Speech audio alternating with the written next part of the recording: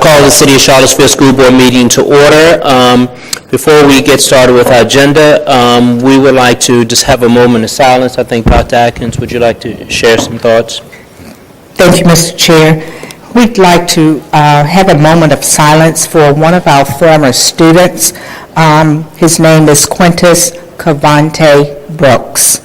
Quintus Cavante Brooks attended Charlottesville City Schools from kindergarten at Clark Elementary School through high school. Quintus was a bright, talented young man who excelled in sports and other activities and could light up a room with his smile. He was well liked and respected by staff, students, and community members. His loss will be felt by the community at large. Quintus died on Monday, October 1st, 2018, as a result of an automobile accident. If we could please have a moment of silence.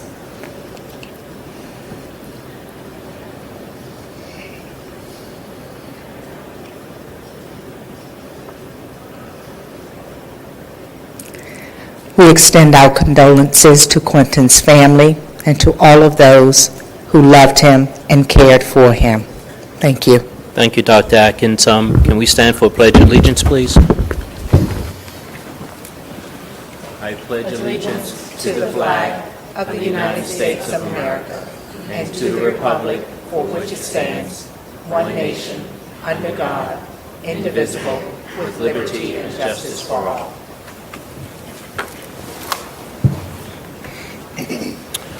Madam Clerk, do we have roll? Thank you. Can I get approval for the proposed agenda? So moved. Second. Any changes or additions to it? If not, all in favor, please say yes. Yes. All opposed, please say no. Thank you. We have an agenda. The next item on the agenda is comments from members of the community. We have a sign-up sheet here, and Mr. David Becker in the Charlottesville Theater.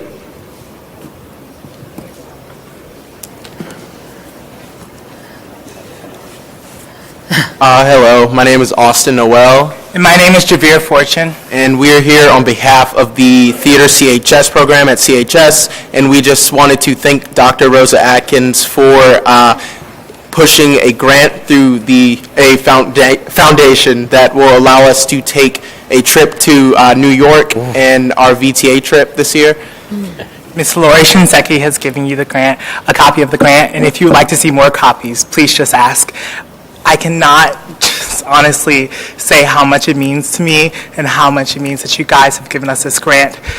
It's going to help us have new experiences, way more opportunities. Thank you so much. Thank you. Yeah.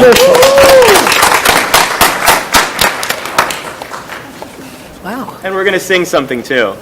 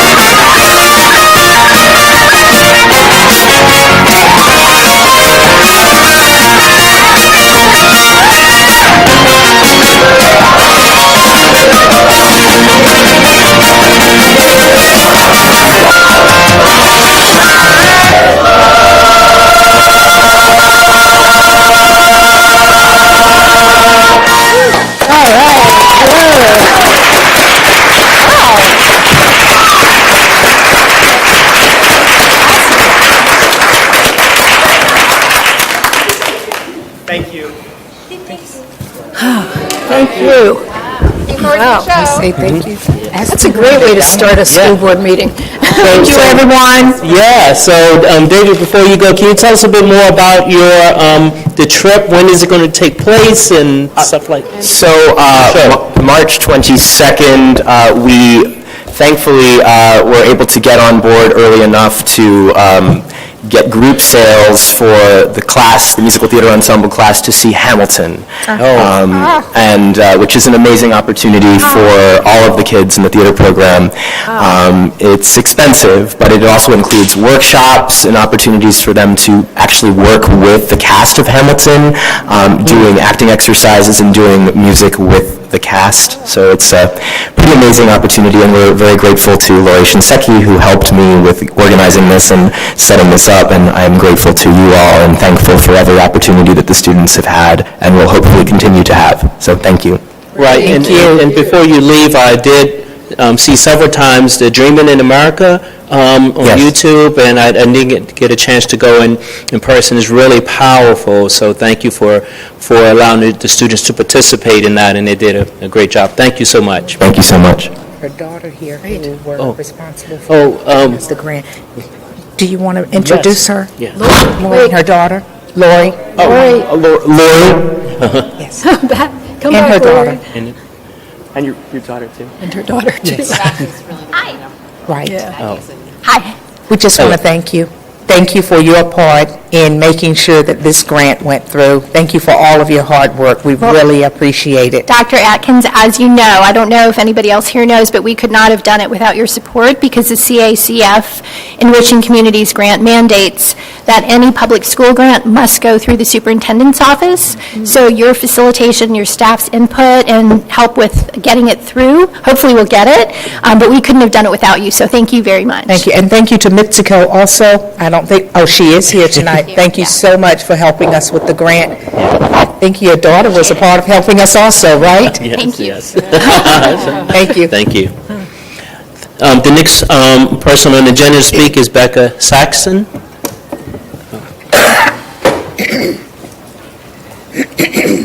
Good evening. Oh, Good evening. can everybody hear me? Okay. Good evening, school board members and Dr. Atkins. I'm Becca Saxon. I'm a parent in this school system, and I'm also the staff member for the Virginia Education Association and work with the members of the Charlottesville Education Association. And my comments tonight are kind of a mix of both, which I try to avoid doing, but sometimes it's inevitable. I am so incredibly heartened by the actions you all have taken in recent weeks. From the history tour CHS teachers did during preschool week and the presentation you all received of similar material last month, to the implicit bias training all employees experienced during the professional learning day, to the work you've done on Confederate imagery and the dress code, to the upcoming forum on equity issues. As you all know, I've been a consistent voice for equity within the schools for many years now, in both of my roles. And my son is now in 8th grade, which I can't believe and seems unbelievable. But I'm so excited to hear that public discussions that have been occurring and will continue to occur in the upcoming weeks and months. I can only hope that my own child will benefit from some of the changes that will take place because of these conversations. He has many stories of his own about how he has been shaped and affected by racism, heterosexism, and religious intolerance, both in the schools and in our larger community. The message we repeatedly bring home to him is one that I want you all to keep in mind as you lead the division during the rest of this school year. We tell him that most people in this community, and that of course includes your employees, want to know better so that they can do better. But learning, as we know, requires trust and safety and humility. These are all things that can be in short supply when the pressure is turned up. And I do think it is inevitable that these coming months may result in an increase in the pressure and scrutiny our educators feel. Learning also requires honest conversation. If we are going to move forward as a community of students, teachers, administrators, parents, and city residents, we are going to have to provide time for reflection and growth and supportive dialogue. There are some situations that probably can be treated as clear violations of policy to be corrected using existing structures. But a lot of what will need to occur is to truly create an equitable school system is engaging in tough conversations and grappling with our difficult history. This is going to require new rules of engagement for your employees and an increased level of trust where mistakes can be made and questions can be asked without significant consequence, and people can feel safe admitting when they don't know something. Having been a teacher in this division, I can tell you that your employees are here because they are tremendously committed and loyal to this city and its children and families. I know we can move the needle in terms of equity, but I also want us to use this opportunity to move the needle in terms of how the adults here learn from each other, rely on each other, and trust and support each other. The city schools can truly become a model of lifelong learning and humility if we do this properly. I'm happy to talk with any of you and continue to be available for consultation with central office staff. The VEA and NEA have many resources that I can share. Thank you. Thank you. The next speaker is Ayanna Bryant.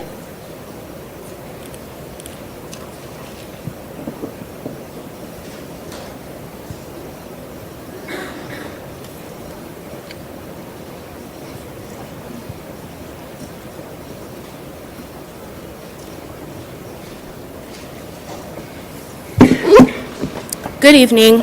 Good evening. Good evening. I am representing the Black Student Union as one of the founders and also the president, and we're here today to introduce a new campaign that we're starting called Equal Access Now. The Black Student Union is deeply concerned with the access to a quality education for students of color, and particularly Black students within the CCS school district. Charlottesville City Schools has been nationally ranked consecutively for years for the quality education that it provides within its schools. While this is great, we also have to ask the question of for whom. The achievement gap does not only apply to students of color in Charlottesville, but it is very clear that the gap and inequalities for students of color are well and alive within the Charlottesville City Schools district. When we think about the ways in which the achievement gap affects Black students in Charlottesville, we start with Quest.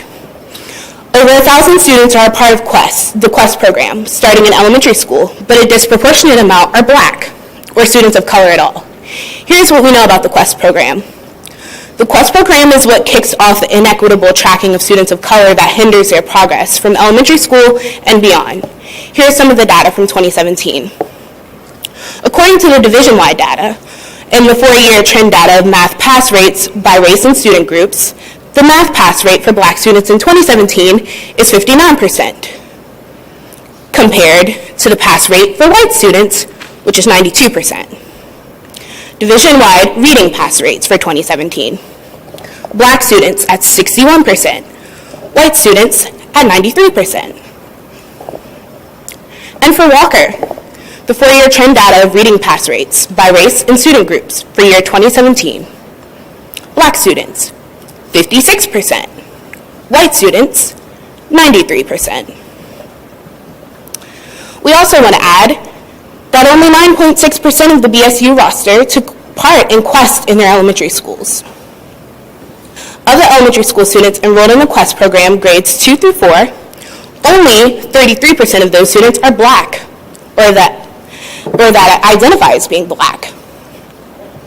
Now, I would like to call forward some students from the CHS Black Student Union who will share with you some of their experiences as Black students in CCS. My name is LaAsia, and I'm speaking on behalf of an experience from a girl named Noelle, who's a 10th grade BSU student.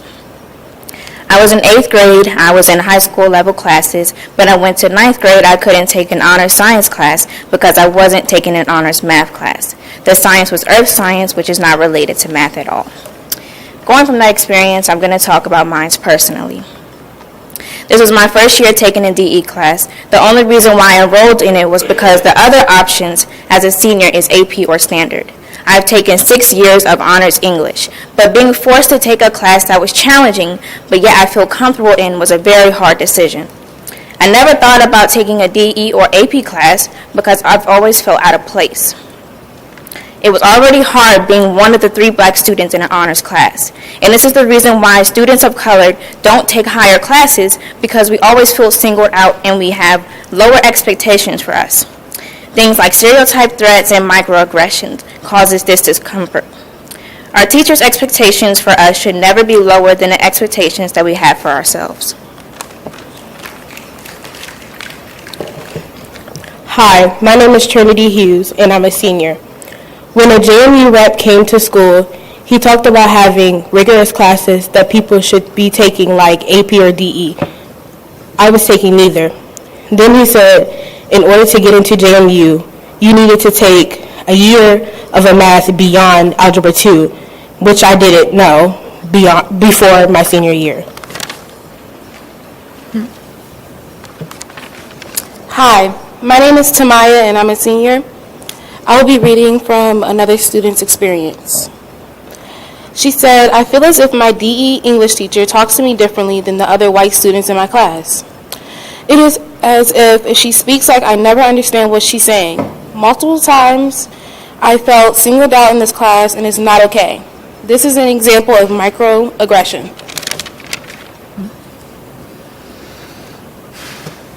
Hello, I'm Kishana, and I'm a senior. As a black student taking AP and dual enrollment classes, I've been excluded by my white peers in class activities. It's made me feel like I don't belong in the class, and I understand that other black students in these types of classes have felt the same way.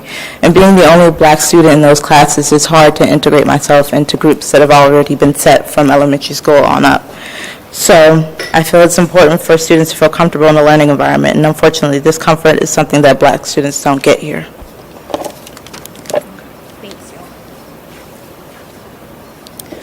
So we definitely understand that this is not all coming from one particular person or school or direct cause. But what we do know is that we're going to need a multifaceted approach. We do commend the district for having implicit bias trainings for staff, and we are noting that our district is leading Central Virginia with its efforts to address anti-racist or to address racist policies by, for example, working with local parents and students on an anti-racist dress code drafting. However, we do understand that there's much work to be done. So here are some of the things that we propose. 1, more identification of students of color by teachers, entering them into the Quest/Gifted program, starting in elementary school. 2, earlier introduction of AP and advanced classes for students and parents of color, specifically black students starting in perhaps Walker, so that students can better understand their academic trajectory. 3, expanded implementation of AVID in upper elementary and middle schools. 4, hire more black teachers, as currently we can count on one hand the number of black teachers that teach core classes at CHS. 5, expand the African American History program to count as a history credit and not just an elective. So I want to give a little aside before I continue to the next point. I am on the honors and AP track, I guess most would consider, but because our African American History program is only an elective credit, I felt that it was a sacrifice that I was going to have to make to not take that class. And that's because after talking with an admissions person at 2 different universities, they recommended that I take something that has a heavier weight for my GPA and something that is going to look better on my transcript. And it being an elective after I had already taken honors engineering in middle school and then taken engineering here and plus AVID, I had already fulfilled my requirements for electives. So moving forward, having a little bit more weight to that class may entice more students to want to take it, but also it would just look better. Like, why would it not be a history credit? It's history. Create cohorts of students of color to create a more comfortable and inclusive learning environment in honors and AP courses. That is our final point, and we will send this statement to all of you. We're hoping to continue to work with our admin here at CHS, which Dr. I is super supportive of the BSU and of students of color, and we're thankful for that, and hopefully working with the school board to get a bigger impact as far as expanding to the elementary schools and the middle schools and making sure that, we actually get some action on these issues, because though the data isn't getting better each year a little bit, it's definitely time for some very radical and deep change, and we don't have time to continue to wait. So thank you. Thank you. And we ask that everyone supports us stand for a second. Thanks for coming, y'all. That's all.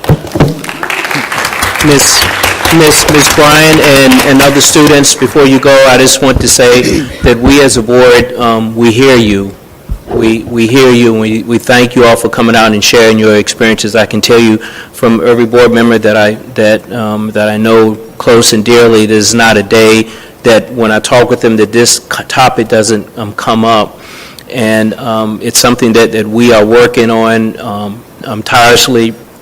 We know that this is not something that is going to change overnight.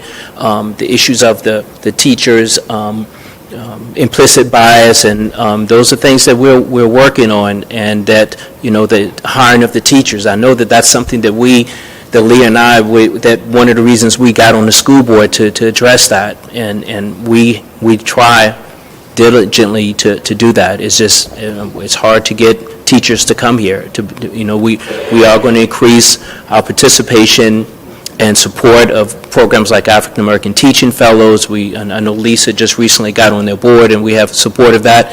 We are taking a multifaceted approach, and I'm glad that we're going to have, I guess, Dr.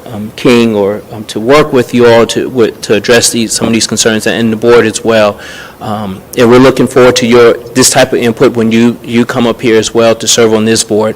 Yeah, right. I don't know about being elected, but definitely as a student, I'm looking Yes. And we'll be following up, and we'll be following all of your progress, and we're just hoping that we can work together on it, because we definitely, again, do not think that there's one single person or entity that's causing this. Yes. But we do have some suggestions as students that we would like to see implemented. So thank you. Thank you. Thank you. Ms. Wade, comment. Ms. Bryant and students from the Black Student Union, thank you for your comments. We really do appreciate it. And what we appreciate so much is the thoughtfulness. You not only brought to us what your concerns are, and I think it really does hit us to the core when individual students come up and give us specific examples of how they or some of their friends have been impacted by the environment in which they're learning. So that's pretty powerful. Thank you for doing that. Thank you for coming. And we will work together in order to bring about the changes that need to happen. And thank you to Becca Saxon also for speaking. So as a community, the more we work together on these issues, the stronger we'll be. Thank you. Thank you. So that was the only last person that had signed up to speak. Are there others that would like to speak? If you can come up and give your name and residence. There will be another opportunity at the end of the meeting. If there's no others, we're going to move on to the special recognition. The first item is Jobs for Virginia graduates. Mr. Henderson. Mr. Chair, members of the board, Dr. Atkins, good evening. Good evening. Tonight we have a special guest that will be recognizing CHS, and I would like Ms. Tewksbury to come up, who is a CHS teacher. Ms. Tewksbury, and she'll do the introductions. Hello, Dr. Atkins and board. Thank Hello. you for inviting us. I want to introduce to you Barry Glenn, who's been the chairman and CEO of Jobs for Virginia Graduates for 22 years now. He'll tell you a little bit about the program that I've been involved with over the last 5 years.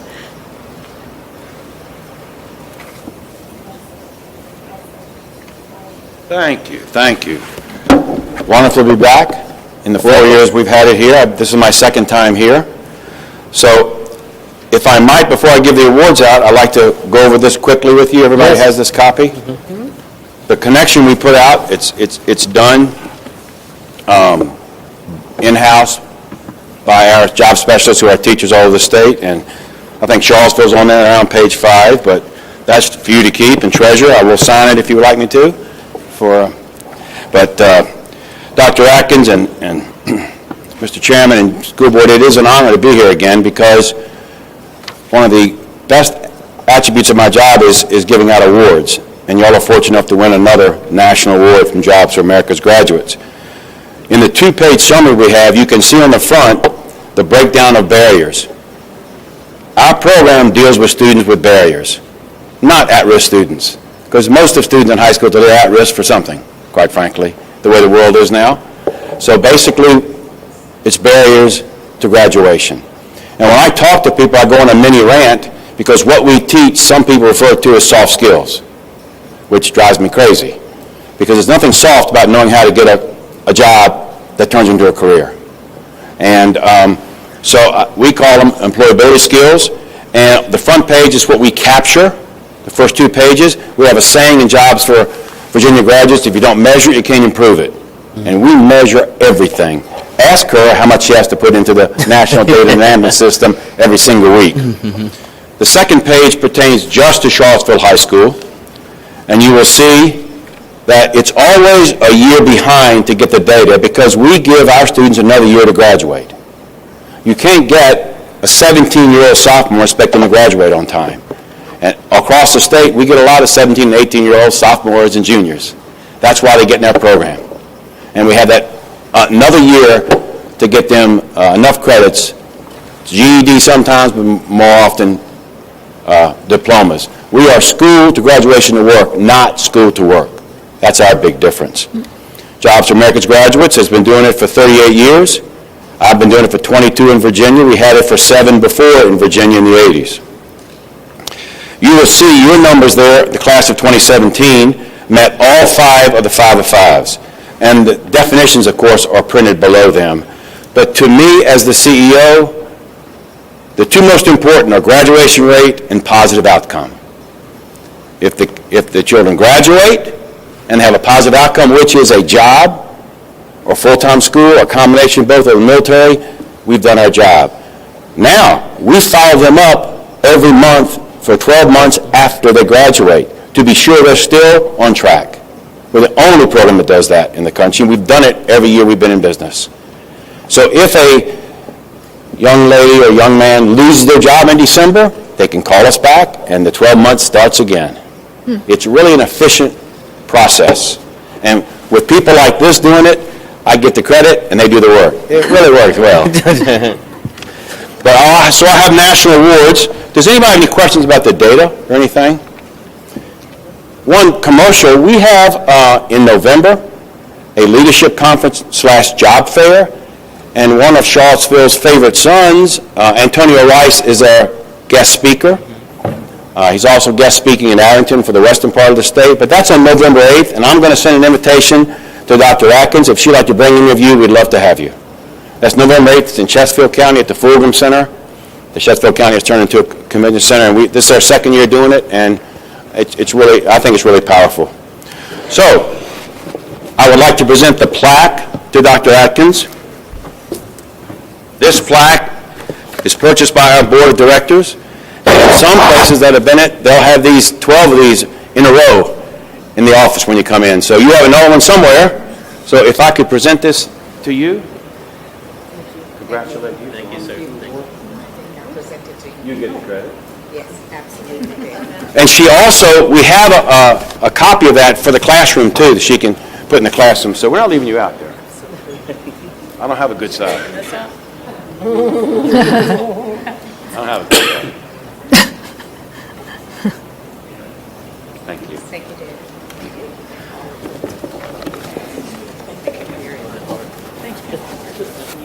That's to put that in. We also give them a banner.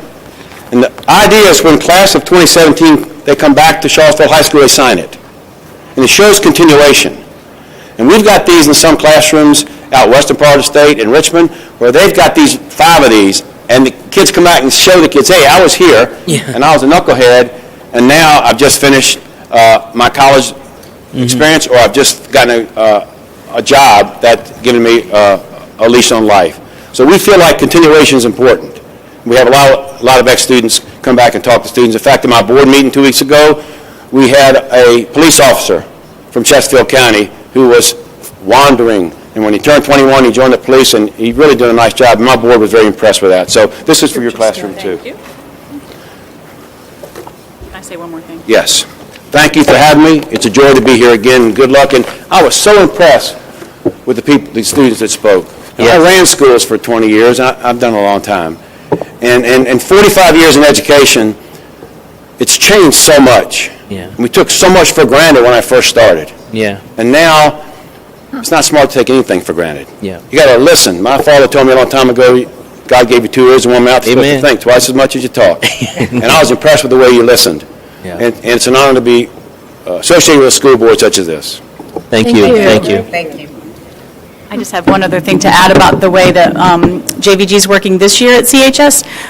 The previous 4 years, I've done pull-out, so I've selected some students from my economics and personal finance classes, but it's felt a little random. And this year, with the help of Stacy Heltz and Eric Irzeri, they've chosen a specific list of kids who have barriers to success, and so it's a lot more targeted this year, and it's being done through the BKT. So. I feel like it's really in a good direction, and we've got support from administration, and they really understand the program.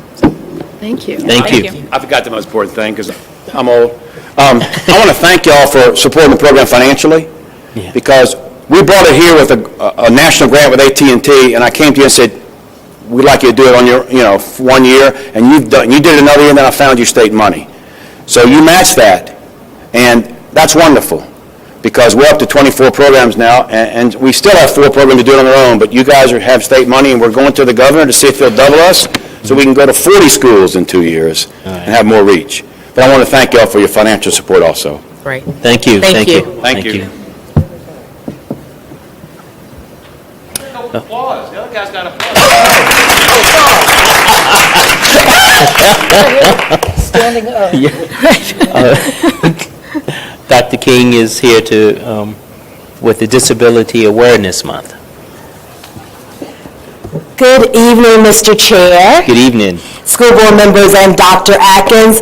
October is Disability Awareness Month, and I have a resolution. Whereas the General Assembly recognized the importance of increasing public awareness and respect of persons with disabilities and informing the public about the many contributions to society and emphasizing the abilities of disabled persons, and whereas public schools, institutions of higher education, the business community, civic organizations, and other interested entities are encouraged to promote and highlight Disability History and Awareness Month in the Commonwealth of Virginia. And whereas the Americans with Disabilities Act of 1990 was enacted to end disability-based discrimination and to promote inclusion, full participation, economic self-sufficiency, and equality of opportunity for all people with disabilities. And whereas research has shown that students with disabilities encounter more difficulty being accepted by their peers, making friends, and becoming involved in school and community-based clubs than non-disabled students. And whereas the Virginia Department of Education, the Virginia Board for People with Disabilities, and the Virginia Commonwealth University Partnership for People with Disabilities have provided public service announcements and have sent a DVD containing the public service announcements to each director of special education in Virginia. And whereas Charlottesville City Schools strongly believes in having the highest expectations for students with disabilities, and that each school should strive to have every student attempt to obtain a standard diploma. And whereas Charlottesville City Public Schools believes that students with disabilities make significant academic and social progress when educated in general education environments. And whereas Charlottesville City Public Schools last school year served almost 600 students with disabilities under the Individuals with Disabilities Act, and resolved that the Charlottesville City Public Schools supports Disability History and Awareness Month to increase respect for persons with disabilities and inform the public concerning their many contributions to society. And be it resolved further that the Charlottesville City Schools principals and teachers are encouraged through educational and other appropriate activities, programs, and events to promote and highlight Disability History Awareness Month in the Commonwealth of Virginia. Thank you. Thank you very much. Do we adopt that? Okay. Okay, yes, it's a motion to, can I get a motion to adopt? Second? Second, and we're in discussion now. I just want to add that we had this, started this by the school board in Charlottesville maybe 5 or 6 years ago, and I know that Leah was, worked with the student, Daniel Milner, who since then I have kept in touch with, and almost on a monthly basis, and we often talk about this and the impact of his work that he's thriving, he's still in this community, he's doing well, and I'm glad that we're able to do this each year. I didn't realize it was 600 students that we served and meet this, so I think that's great. So are there other comments on this? We have a motion to approve. It's been properly second. All in favor of this wonderful resolution, please say yes. Yes. All opposed, please say no. Thank you, Dr. King. Thank you. You want to stay up for the Dyslexia Awareness Month as well? Yes, sir, because October is also Dyslexia Awareness Month, and the resolution is as follows.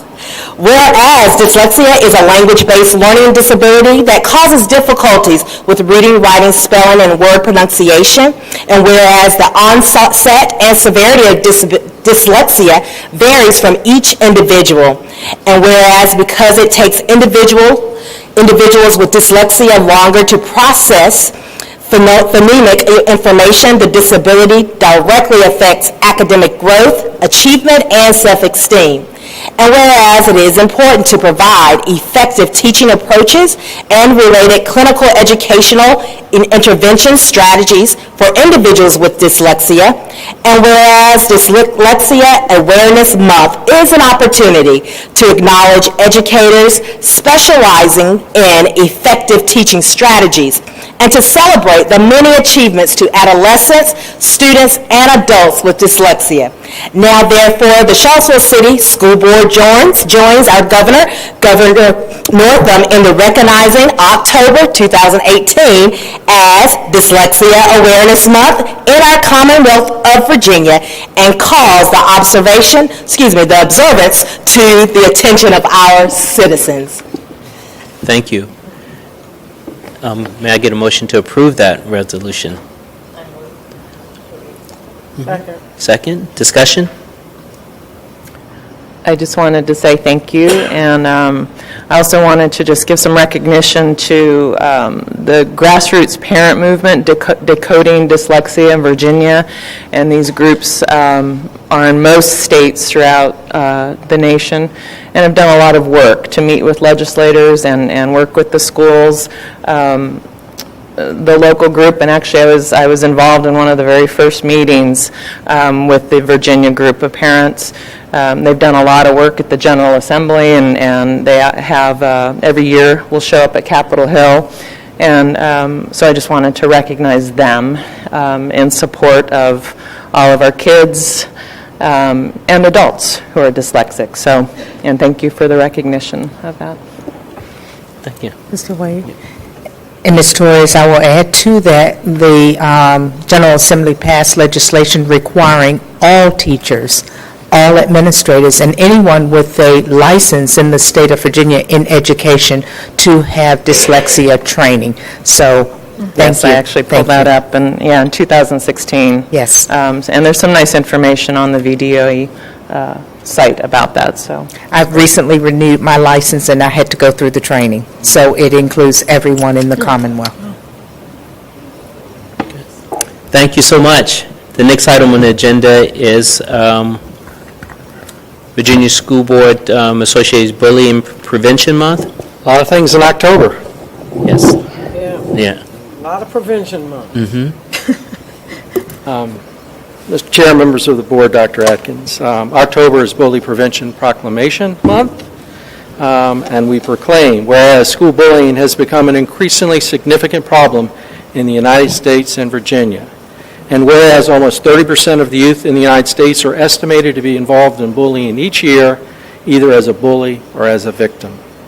And whereas an estimated 160,000 students in kindergarten through 12th grade miss school every day due to fear of being bullied. And whereas bullying can take many forms, including verbal, physical, and most recently in cyberspace, and can happen in many places on and off school grounds.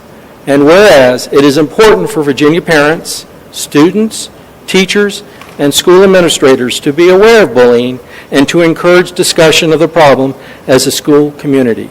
And whereas the VSBA has developed a model policy on anti-bullying to encourage positive behaviors and to eliminate bullying behaviors. And now, therefore, the Charlottesville City School Board joins VSBA Association as they recognize the month of October 2018 as the VSBA Bullying Prevention Month, with the intention that the issue of bullying and its prevention be discussed in Virginia schools and classrooms during that time. I provided Ms. Thacker a list of strategies and events that are taking place in all of our schools across the month of October, and if she will share that with you, or she might have already had. We have it. And if you have any questions, please feel free to ask. I had a question. Yeah, sure. I really appreciate being able to see all of the activities at the different schools, and my question was, I didn't see much that focused on cyberbullying or social media, and I'm just wondering how is that being incorporated into the activities for bullying prevention? I can't speak directly because the counselors are engaged in that, and I can't imagine that not in Walker, Beaufort, and the high school particularly, that is just a part of bully prevention. It's just, and their work, and especially with social media, I think it's probably their number one focus of that, and I can ask the counselors to be more specific if you'd like. I think that our work has gone not only in the classroom, but also in dealing with our work with students using technology, whether it be a smartphone or a computer.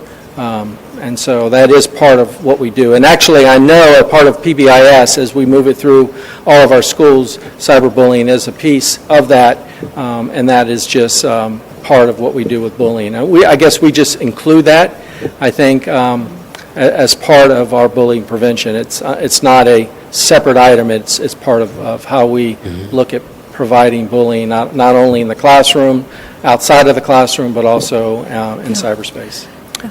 I would just be interested in knowing more about this and what is going on in the schools. I'll be glad to provide that. Thank you. Other comments on that?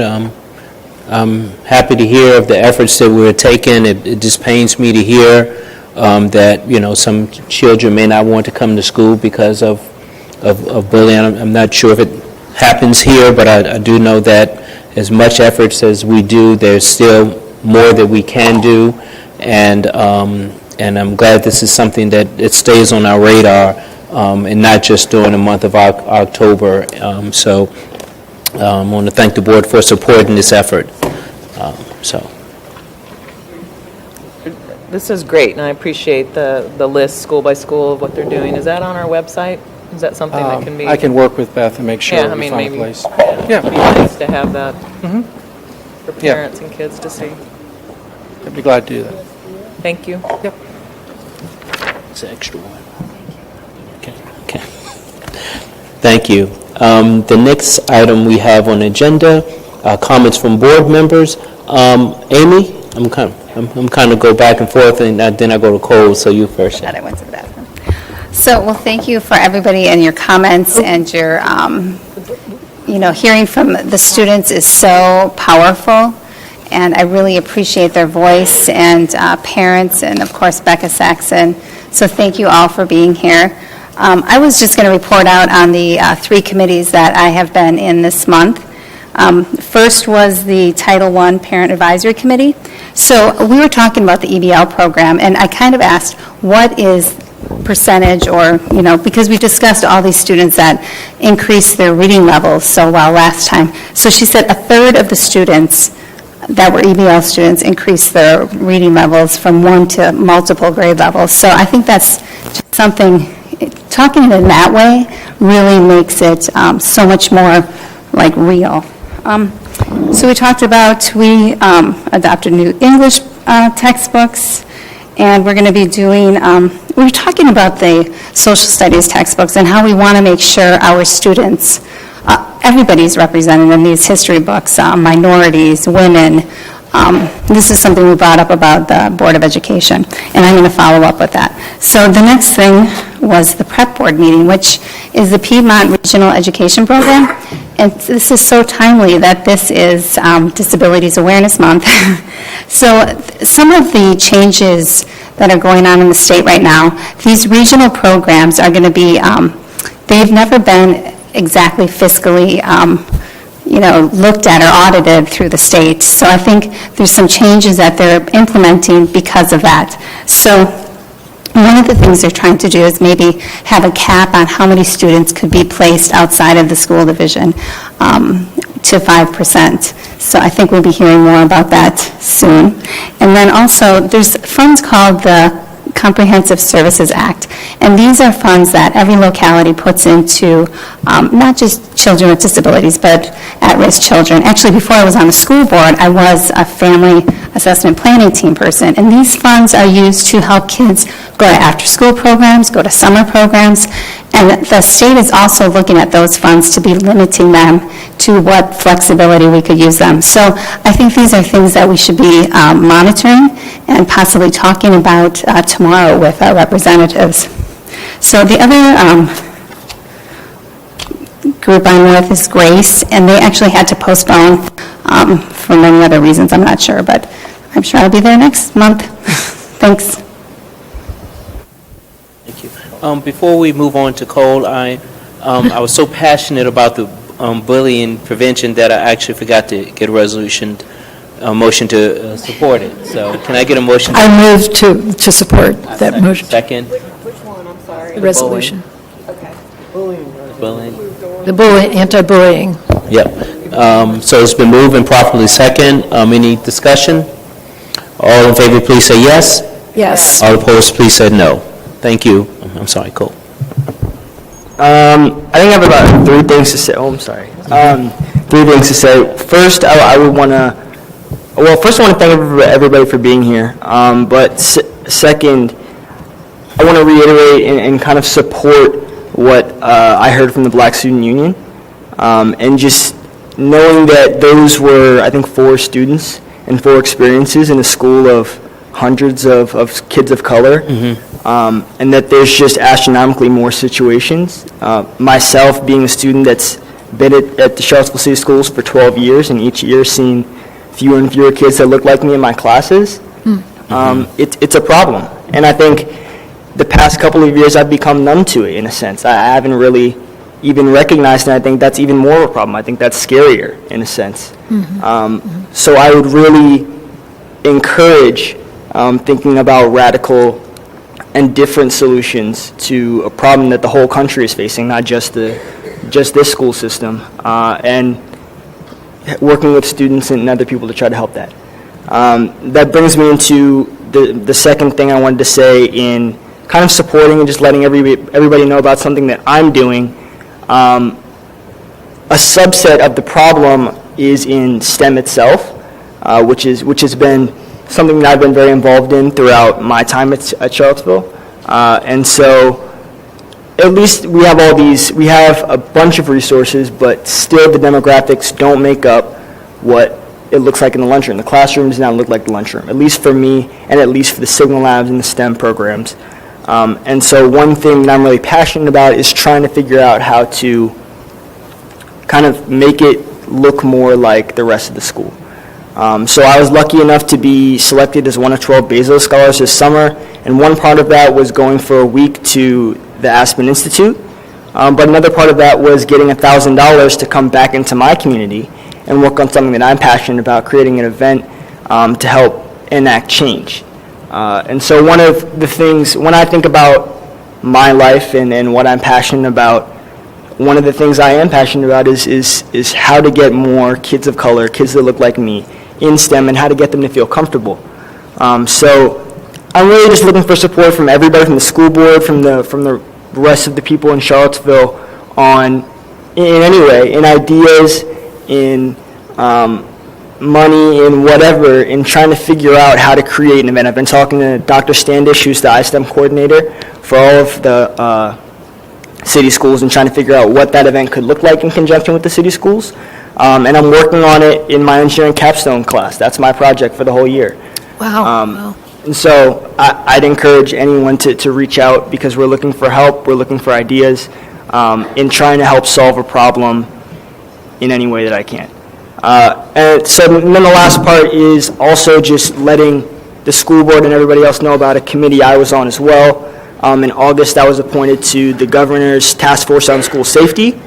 And so I worked with the Secretary Carney and Secretary Moran of Education and Public Safety, respectively, on, as the student representative to the board, with other superintendents and SROs and representatives from across the state on how to make students feel more safe and how to make students more safe in schools. And so that board wrapped up last Tuesday, and we presented 22 recommendations to the governor. Of course, all of them won't be accepted, but I think I just want to kind of let you guys know about a couple of them that I felt I was passionate about. One being an enhanced reporting of behaviors from students and thoughts of suicide, and also just general thoughts of unsafety. I think there's a recommendation was to put money towards developing something online or a tool to help kids anonymously get help and refer kids to help. Another thing that I had suggested while I was on the board is that there might be a lot of resources out there to help students with the problems that they're facing. But I think a big problem is I don't think students know about them. I think they're here, I think there's money for them, but I don't think people know where to go. I have a brother who just started in high school, and just last week he came to me with a problem. He was concerned about a fellow student, a peer, and he was like, well, I don't know what to do. I'm showing you this, but the first thing he should be thinking is I need to figure out how I can get this kid help. Through guidance, through a psychologist, through whatever. Should I tell a teacher? Should I tell a guidance counselor? Should I tell an SRO? Whoever it is. So I think there's going to be, one of the recommendations was to put money towards student-sponsored activities and awareness on these tools that are already in place. Another was expanding, recently they expanded a grant for SRO training and SROs to be placed in schools. A recommendation was to increase the training that they have, because they find that the bond that's created, a lot of SROs aren't really equipped to handle some of the issues that students are facing, whether that be anything from mental health to problems at home. And then another one was also increasing the ratio of school support staff to students. So guidance counselors right now, I'm not sure exactly where it is, I think it's around 150 to 1. Yeah, in terms of guidance counselors to students. Yeah, and also 80 to 20 in terms of work spent with students and work spent on administrative tasks. So that's stretched pretty thin, and the feedback from everybody across the board was that needs to be changed, and there's a lot of financial implications to that, but one of the recommendations was changing that recommendation on the state level so it could be reflected throughout the schools. So that's it from me, but I just wanted to let everybody know. Yeah, thank you.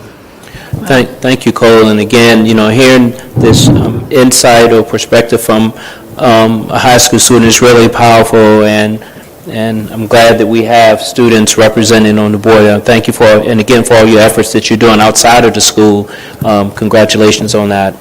And I think I have some ideas about your STEM, and so we'll talk. Please, okay. Yeah.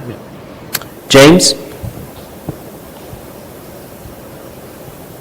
First, I want to thank all of the students from the Black Student Union for coming forth with their concerns, and as a board, we will certainly look at those concerns and work on addressing them. Kind of took me back in my days as a school counselor. I spent many years encouraging students of color to raise the bar, but in doing so, I wanted to make sure that those students were going to be successful and be supported while they were in those classes. So that was one of the very strong things that one of my strong beliefs is that if you're going to take those upper level classes, it's rigorous and you're going to have to work very hard and wanting to ensure those students will be supported. So I'm looking forward to working with the board to hopefully, and like Juan said, these problems are not going to be solved overnight. The next thing I'd like to share with you is that as a part of being on the board, I'm also on the Black Male Initiative Committee, and they showcased a documentary which features some of our African American males locally. I think a couple of them were from Trinity Church. Oh, no. That was in the documentary. And that documentary, it was a good turnout at the Vinegar Hill Theater, and it will be showcased at the Virginia Film Festival. So you didn't catch it then, you will be able to catch it at the Virginia Film Festival. It's very good. It was an excellent documentary. And a lot of students, they looked like they were like in middle school. They really worked hard on that documentary and did an outstanding job. So Daniel Farley, who is the coordinator of that program, did an outstanding job with the youth in getting that documentary rolled out. Thank you. Lisa? Yes, wanted to also reach out to Becca. Becca, thank you, as always, for your comments. And also all the students who showed up tonight with their comments and their stories and experiences from a Black Student Union. And I too, like the rest of the board, look forward to working with all of you and receiving that list that you shared with us, so thank you for that. I guess this month, a few of us participated in Constitution Day, and I think there was a couple of us here at the high school that came to watch and observe the presentation. I also attended the VSBA Legislative Advocacy Conference, and I think some of the topics there we will be talking about a little bit tomorrow with our legislators.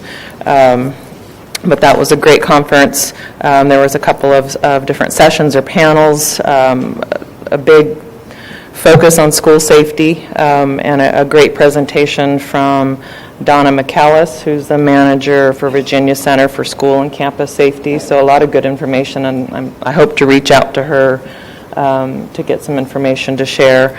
There was a panel on equity in rural schools with some legislators and superintendents that both were able to speak to that. And it was an eye-opening experience just to be able to have a better sense of what some of the rural schools are dealing with and some of their challenges compared to what we have here in Charlottesville, and we have a lot of good stuff. There was a panel that talked about broadband access and just looking at the differences geographically throughout the state and the price of broadband in some of the more rural areas compared to what we pay, again, was very eye-opening. And then there was a panel or a little presentation and a preparatory session for the 2019 General Assembly session, so the lobbyists and updates on what they're looking at. So that was, as always, a really good conference to attend. I also, again, attended the Housing Advisory Committee, and there's a lot of good stuff going on with that and with the city. And the Housing Advisory Committee will now, I believe, be meeting every other month with some work sessions with City Council. So I'm learning a lot, and it's a huge need for this community, and I'm really grateful to be a part of that. Amy and I both attended the Special Ed Advisory Committee, and that we had a great turnout. We've switched our meetings to 5:30 in the evenings instead of mornings, and we may need to look at a larger space because it was packed, and that was great. So I wanted to thank all of the parents that showed up and appreciate their comments and their involvement. As Juan mentioned, I have been invited to join the African American Teaching Fellows Board, so I look forward to being a representative on that and working with them. I'm really excited about that, and I'll report back as far as when I get a little bit more involved in their committees. So, thank you. Thank you. And I know we still have more to go, but it's good to hear and see how much we are intertwined with the school board does into the community. I know the housing committee is a lot of meetings in and of itself, but that ties directly into the teachers that we get because it's so expensive. So the work is vital. Leah?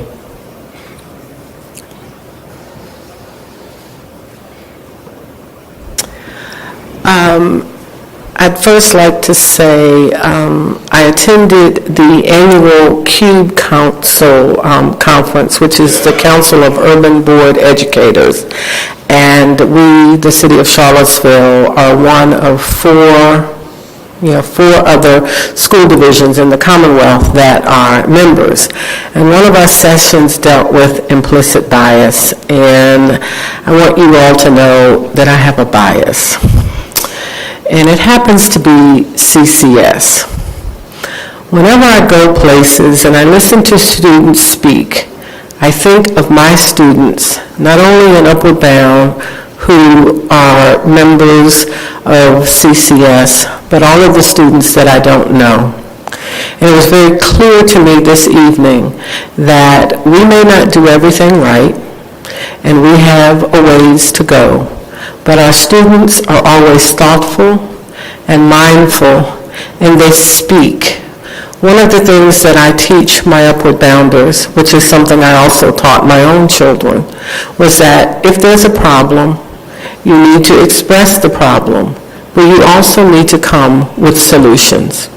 And tonight, the BSA, and I'm sorry for calling you BSA, I've got to try to remember BSU, because I am at UVA, they came with solutions. But one of the things that I think all of us need to understand is something that Ms. Bryant said, that gains have been made, although they have been small. And one of the things that we must all remember is that in order to have sustainable growth and consistent growth, those steps are incremental. Because once they happen, that foundation is built, and we grow and build on that foundation. And the BSU has started with incremental steps. They are building a solid foundation, and it will continue to grow, not only in 2018, but beyond. So for those students, thank you. One of the things that came out on a panel that I had to moderate was for school divisions with 15,000 or less students. And someone looked at all of the websites for those of us that were on the panel, and on the CCS website was a little link about equity. Who knew? Well, I knew, right? But we got questions, and I got a lot of questions about equity and what we were doing, and I was very pleased that our link was succinct and consistent, and several things that we are doing in our division we may be asked to bring forth. And so BSU and CCS administrators and parents, be on the lookout because we may need some help for future conferences coming up. We had our PEF meeting on yesterday, which is the Public Education Foundation, which is a collaboration between the city and county schools. A lot of school divisions in the Commonwealth have their own individual education foundations, but ours is a joint one. And our first big activity was this summer with our STEM camp, and we want to say thank you to everyone in the city that participated and all of the administrative persons on our science side that helped us do what we did, and we're going to be having another one. So next summer, so once all that is worked out and the dates and the various and sundry things, Dr. Atkins and/or Mr. Henderson will be getting that information out to the appropriate people in order that we have another great turnout for summer of 2019. As Mr. Henderson said, October is a busy month. And for me, the disabilities resolution and the dyslexia resolution are very heartfelt, not only because of Daniel, but because of people I know personally that are suffering and continue to deal with disabilities. And particularly, I've recently learned that one of my students is dyslexic, and they are in another school division, and it's very, very difficult with their reading. But I'm undaunted, and my upward bounders are undaunted, and this student is going to do what they need to do, and they're going to get that reading, and they're going to do just great things. And so I applaud us having those resolutions and being committed to doing the types of things that we need to do for all of our students.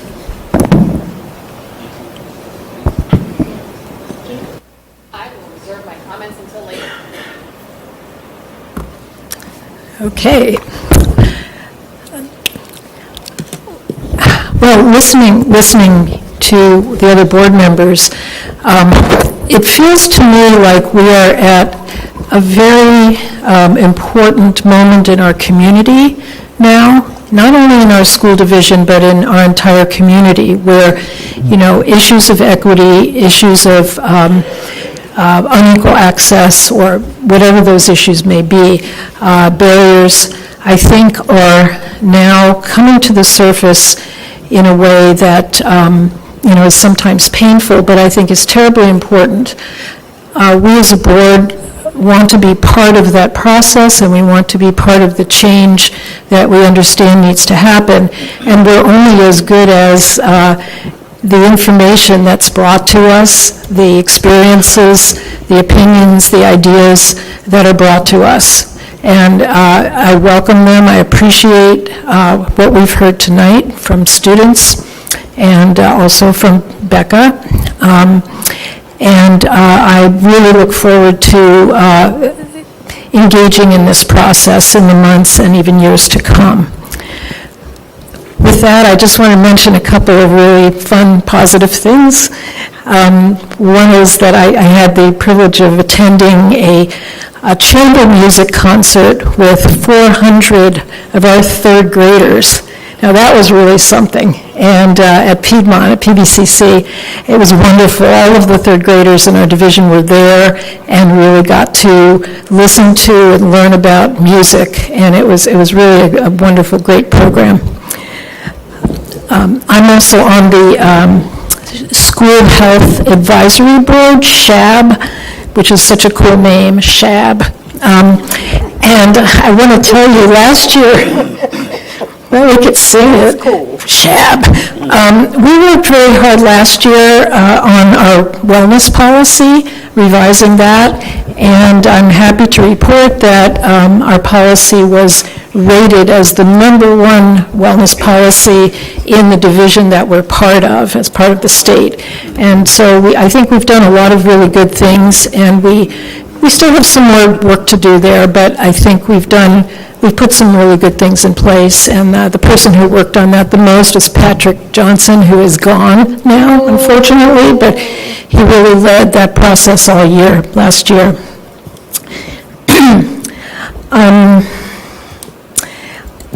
And I guess the one other thing about SHAB, every year we identify a focus area, and so we're in the process of thinking about what we want to focus on in, nutrition, physical activity, other kinds of health, and we're sort of leaning toward mental health as a focus. But we would like some input from the community as to what you think you would like us to devote more attention to this year. I will say to Cole, maybe there are some resources, some grants, and some funds for activities, I think some related to some of the things that you were talking about. And I think that SHAB, if we do focus on that, I think we could work with you, and we could, I think that we could bring in some money to do some of the things that you mentioned. So, and finally, I had a great time at Venable this morning at the Healthy Schools Initiative Week activity, and got to hang out with second graders and goats. And I learned that I ate this great locally sourced vegetable soup, and I found out that you could dip broccoli into it, and it makes the broccoli taste a whole lot better. But it was really fun, and again, our work with the City Schoolyard Garden Program is a model for the whole state, and they shared that with us, and thanks to Jeanette back there. But it was a really wonderful activity. Thank you. Yes, I attended that as well, and I was told several times about what's happening here by the Secretary of Education and others, that of the bigwigs that came today and disrupted Venable for a couple of hours about what our relationship with City Schoolyard Garden, how that's the model for what they would like to see in other jurisdictions, what we're doing here, and some stories were shared about how, kids are actually, during this week, they're being introduced to different vegetables and fruits and things, and how they're going home and asking their parents to try it or to buy it, and that's what we want. We know that students have to taste things, 12 or 13 times or something like that, and we want to be the impetus of them introducing a lot of those things to us. I just want to talk about a couple of things before we move on. I don't do this every month, but every once in a while I like to share some of the different things that we do to show what a typical week or typical month may be like. I attended the CUBE conference, the Constitution Day, and I mentioned the play that was on YouTube. Been to several K-Tech planning meetings. We have a joint meeting with Albemarle County on the 15th, and for those meetings to go smoothly and to cover the conversations and things that we want, we have to plan for that, and at this point I'm chair of that, and so we've been planning for that. I've been to Clark on several occasions. Matter of fact, I was there this morning. I usually try to go to the schools on the day of meetings just to ground myself, to realize, what we're, why we're here, and it was just wonderful for that to go there. I love going there. I visit Johnson, and it's a wonderful vibe there. Also had a couple of visits to Venable School, and I've been to the same class for a couple of years in a row, and I read a book to them, and I just see that this came with my mail today, and they wrote me and said, "Dear Mr. Wade, thank you for reading the book to us. We would like for you to be part of our family." I'd like to talk to them because I thought I was part of their family. So I guess, you have to come a couple of times. But anyway, it's really nice, for them to write this and draw this up. These are some wonderful kids I just, read last year and asked me to come back. But I do this, I'm sure with others as well, just to remind us of why we're here and what we do. And I think that's very powerful. Tomorrow night, Jeanette, is a big harvest fest at Beaufort School. It starts at 5:30. This is, if you haven't been to it, this is probably, maybe outside of graduation, one of the biggest events that we have as far as number of people coming. We're expecting some great weather. And you see just the whole realm of students there, from kindergarten to high school kids coming together, trying different foods and seeing the scope of the things that we do. So I really encourage the community to come out to that. The weather's supposed to be great. So, and again, the relationship and the participation that we have with City Schoolyard Gardens is wonderful. Okay, so I think any other comments? If not, we're going to go to the consent agenda item, And if there are no comments or additions to that, can I get a motions to adopt the consent agenda item? So moved. Okay. Okay, it's been... Have to be fast. Yes. It's I would been... like to remove that one safety and security item in the personnel report and discuss it in closed session. Okay. But Okay. the rest of it, can we move forward and then... Okay. There's a security and safety position that just would have that. Okay. So we have a motion to approve the consent agenda item other than the one Well- item. Yeah, okay, and that's fine. Yep, and it should take your amendment, your friendly amendment to that. All in favor, please say yes. Yes. All opposed, please say no. Okay, thank you. The next item we have on the agenda is item for discussion is the resolution for the, for the dress code. And just a little bit of history on this. Staff has been, and staff and school board members have been meeting with the Hate-Free School Coalition representative. We have also met with Albemarle County to discuss the resolution, and so we have a draft one, or the first reading, I should say, and we got some ideas, maybe over the next month that we may change it some more, but I think that this has been through several changes. We're willing to listen and modify as need be, but I think that we feel good about this resolution. It has, I just want to commend staff, because this has been put together in fairly short order. I think the Hate-Free School Coalition has been working with the county for several months and essentially been working with us for about a month. And we feel that this resolution is grounded in the support of the community. And unfortunately, the events that took place in this community a year ago in the summer. So with that being said, Lisa, will you read the resolution for us, and then we will have some discussion?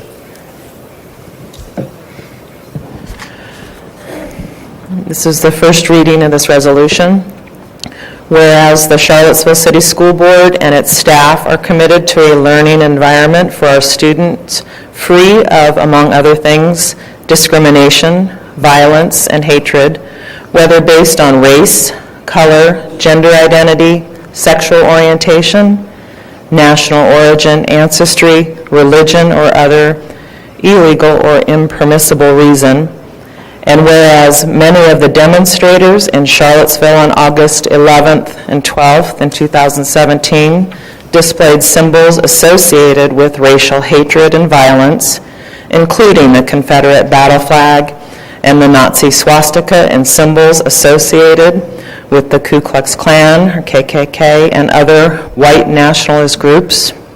And whereas in August 2017, the city of Charlottesville and its inhabitants, including students enrolled in the Charlottesville City Schools and their families, experienced unprecedented and horrendous demonstrations of hatred and violence, including the tragic death of 3 persons and physical injury to multiple others. And whereas students in our school system witnessed this hatred either directly or through the news media, which caused many of our students to become fearful for their safety, even to the point of causing some students to hide in closets due to the lingering fear of physical harm. And whereas the school system's code of conduct prohibits student dress that is disruptive of the learning environment, that contains language or images that are discriminatory, that promotes violent conduct, or that contains threats. And whereas the school board finds that because of the events that took place in the city of Charlottesville in August 2017 and their effect on our students, student clothing that depicts the Confederate flag or the Nazi swastika or that contains images associated with the Ku Ku Klux Klan, and other white nationalist groups will create a substantial disruption to the learning environment in our school system. Now, therefore, be it resolved by the Charlottesville City School Board that student dress that is disruptive of the learning environment, that contains language or images that are discriminatory or that promotes violent conduct or contains threats, includes but not limited to clothing that depicts the Confederate flag or the Nazi swastika, or contains images and language associated with the Ku Klux Klan and other white nationalist groups, and is prohibited and will not be tolerated in our schools. Thank you, Lisa. So this is the first reading. I know that we have talked about this a lot, Board, but if are there any comments on this? I did, Chair, have one comment that was sent to me late after our draft was sent to Mr. Lacey, our lawyer, to take a look at, in the final paragraph, they were wondering whether, when we say depicts the Confederate flag, that possibly rewording that to be depicts Confederate imagery. Oh. So that was one comment that I had received. Okay. Other comments on this? I think this is a really strong statement. I'm very excited to see it, and grateful for the fast tracking of this resolution to the extent that we were able to put it on today's agenda. And thank you again for collaborating with the coalition and working, even though you were out of town for a long time. And we were still able to kind of really come up with what I believe to be a very succinct and important statement, I think, that reflects this community's commitment to supporting our students here in the division. So thank you very much. Thank you.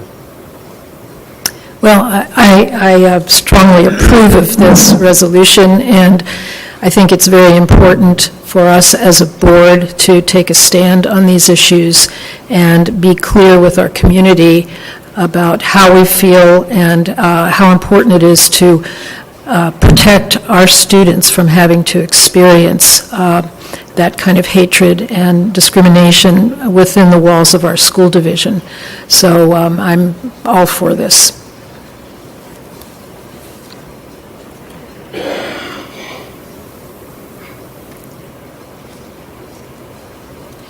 Yes, even when we're not in Charlottesville, we're thinking about our students. Once you get on school board, school buses never have the same meaning. But thank you to everyone involved in this, from the students and the parents and all people involved. This division, even prior to my becoming a member of the school board, has always had the best interest at heart as it relates to our students and safety. And that is of all students, regardless of who they are or where they came from. And I feel that with this initial resolution, which we have put out for people to make comments, add, subtract, delete, and send to us, is a measure of the commitment of those people that do the work. Yes, we as school board members approve policy and approve budgets, but we are not the people that are in the trenches and doing the work. And we must continue to support our students, our staff, our faculty, and our parents. Because if it were not for those three groups, we would not be here. It has nothing to do with whether we were elected to sit here. There would be no school division. And so we need to recognize that, and we need to hold that in our minds Whatever it is you do as a parent or as an adult, we cannot do this forever. We are not going to all live to be 103 like one of my very close friends who died a year ago. And even at 103, she could no longer teach in a classroom. And so we must do what we need to do, not only to educate our students, but give them a sense of themselves and let them know how important that they are, not only to CCS, not only to the Charlottesville community, but to the Commonwealth of Virginia and beyond.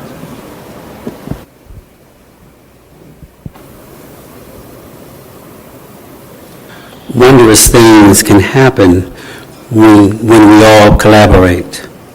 So for those persons who worked on this resolution, it is a strong and powerful resolution that says that this will not be tolerated in our school system. We want all of our children, staff members, teachers, administrators to feel safe and loved and free of discrimination. So thank you. I would say that as much as what happened in August last year makes us unique, Confederate imagery and discriminatory imagery in dress is, there's no question to the harm and to the disruption that it has on the school environment. And I say that from personal experience. I say that from recognizing and understanding the state of policy and politics and race relations in our country. And I think this is overwhelmingly important to preserving safety, like Ms. Perrier said, in the school. Amy, you have anything to add?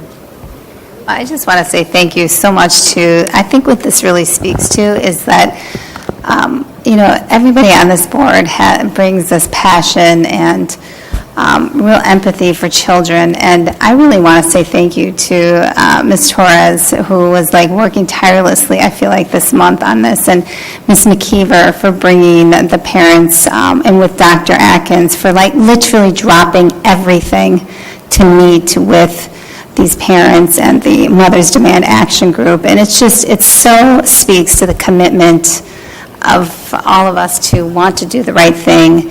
And I think what I'm curious to know, though, is what will we be doing with the Albemarle County School Board in terms of this? I know that I'm actually very excited to be working with the county school board and expanding this to other school divisions. I think it's very important.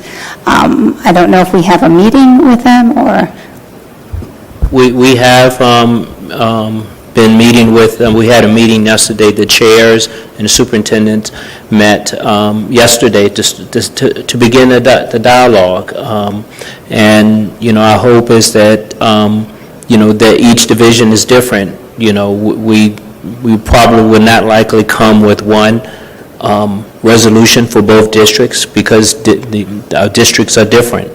And so that kind of lends into what I like to say is that this is a difficult topic. It's something that we had not anticipated to discuss or deal with, but it was brought to us, and I really want to commend again the board, because the easy thing to do would have been to say that, let's wait until the summertime when we traditionally deal with our policy and things like this, and particularly for our superintendent, who could have taken a more, conservative position that many districts will, and say that, to go with the Fourth Circuit or whatever. But this is something that, again, like Cole said, that Charlottesville is uniquely positioned to deal with this because of what happened. We had 3 people to die in our community because of this hatred. And I think that speaks volumes for why we're doing this, and that we understand that students can't learn if they don't feel safe, if they don't feel loved. That is the first thing that we must do, is to give them that safe environment that they feel like they can come to. And so I'm glad that we were able to deal with this, and we know that we're going to get some blowback. We already have, but I commend the board for knowing this with the information that we've received and the superintendent, and still willing to move forward. And that's what leadership is called, to do the right thing in spite of what may impact. Part of what we do as leaders is that we have to take all the information, as elected officials, we have to take all the information that we get from the decision makers, from the public, and make the best decision that we think is best for the students. And we have to live with it, and sometimes we get it right, and sometimes we don't. And I think that what we've done with this, that we've definitely got it right. And so I just want to thank the board for your leadership on this. I want to thank Dr. Atkins and for her and Beth and just the whole staff, because the amount of resources that they're pulling in from around the country, from their friends and their associations to work on this, to say, instead of saying, okay, this is what is recommended, but what is another way that we can look at this and to support what we want to do. Instead of looking how we can't do it, we look for a way to find how we can do it. And thank you, Dr. Atkins. That's me. Joanne. And I'd also like to echo the thank yous and certainly kudos to our school board for taking such a strong position in this first reading of these issues. When I reflect back on the time in which we had separate but equal laws, it became the norm until there was a group of citizens who stood up and said, although it is the law, it should not be tolerated. This law, separate but equal, is wrong. We find ourselves now in that defining moment in which our consciousness has been awakened, and we now have to take a position to say, tinker may exist, however, to have the symbols in our students' work environment. We would not tolerate those symbols in other work environments.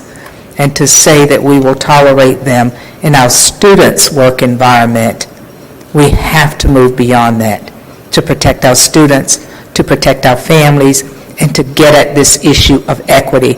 Equity means that we are inclusive and that we are fair. That means that learning environment should be one that's healthy for all students. So I commend the board. I thank the Hate-Free Schools group for engaging us and having a dialogue with us. We thank you, and together we'll move forward. So thank you to the board. So if there are no other comments, we'll probably bring this up tomorrow when we meet with our delegates for a kind of political legislation package. And so we have invited the Hate-Free Coalition, and it's a public meeting, to be there as well. It's at K-Tech at 11 o'clock, yes. So this was the first reading. We hope to adopt it next month at the November meeting. So if there are any comments in between now and then, you can email us directly. And we will have it back on the agenda if it's the will of the board in November, Yes. at our November meeting. Okay. The next item on the agenda is the key measures for priorities and other indicators for success. Dr. King.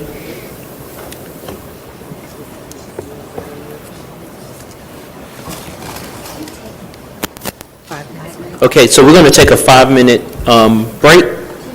Okay. Yeah.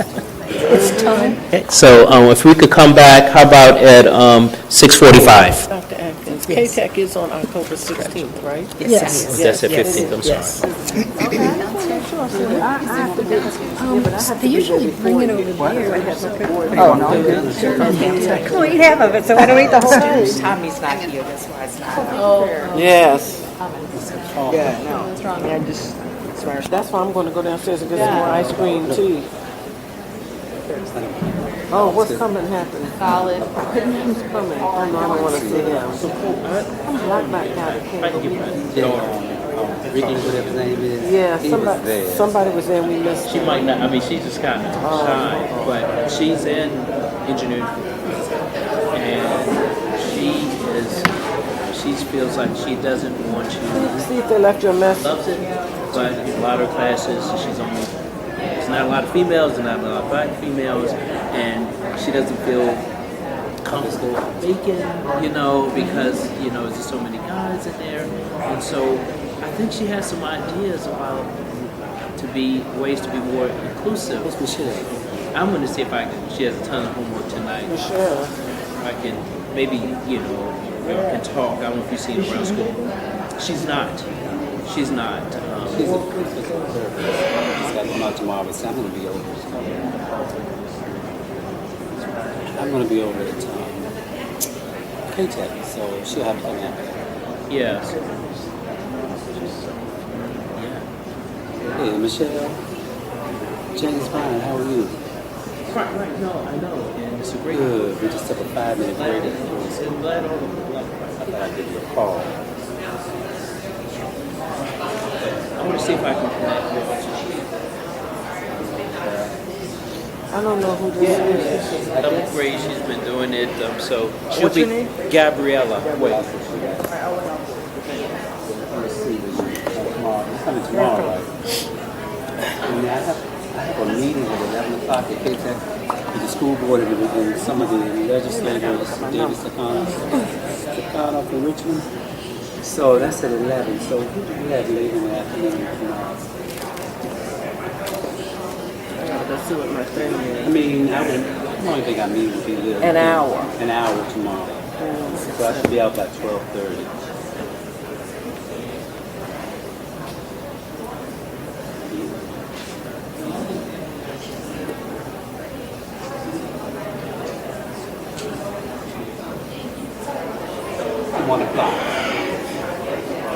That'll give me time for 20 to 22.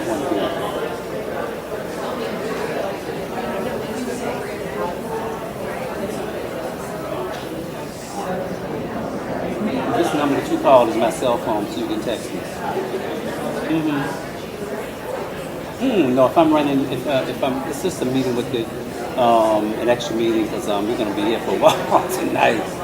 So I will make sure I'll be there by 1 o'clock. Okay. All right, Michelle. Bye-bye.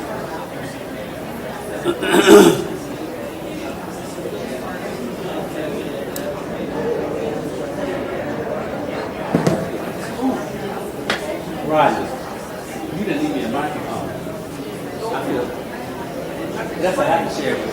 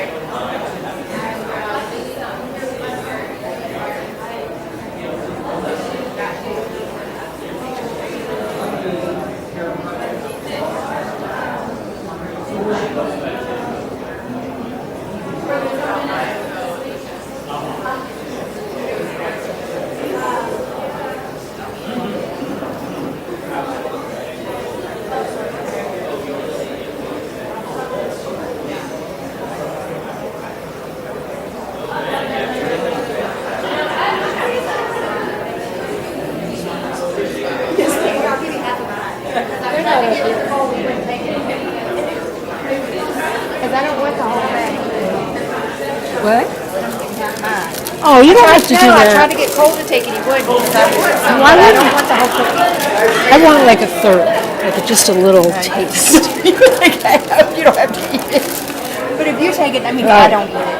Oh. You know what I mean? Yeah, all right. I don't want so big.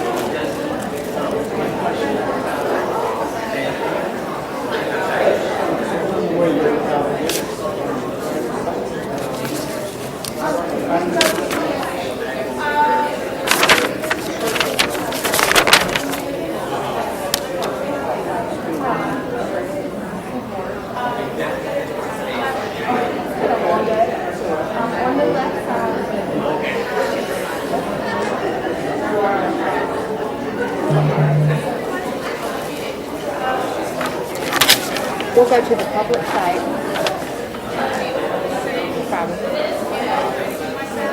So, Minutes Library. They're all right here. All of them. You want me to email it to you? If you would, please. Okay, what's your email? R Moore. R-M-O-O-R-E. 198 @gmail.com. I hope they're good. I agonize over those things, I tell you.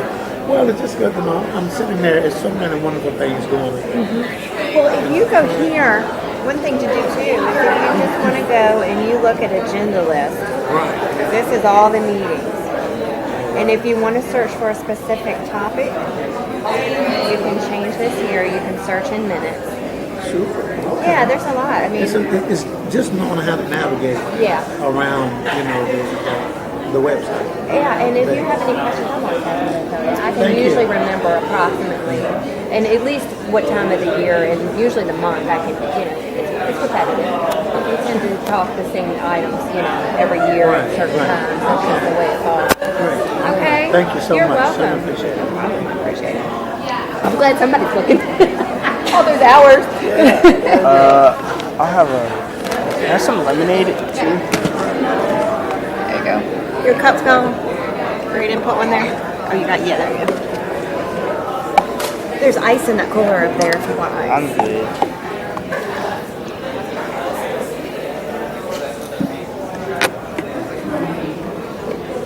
I'm trying to feed you.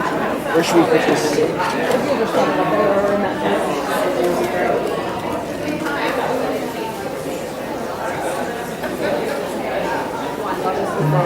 She didn't speak. Oh, she'll probably speak. Yeah, that's what I'm hearing. It's like, no. But I'm glad that there's a suggestion. That was really,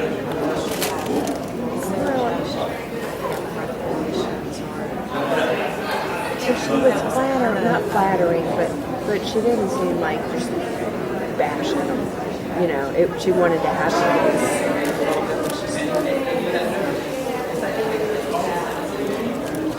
I thought, who commented? You mean Dee Dee did? No, the receptionist.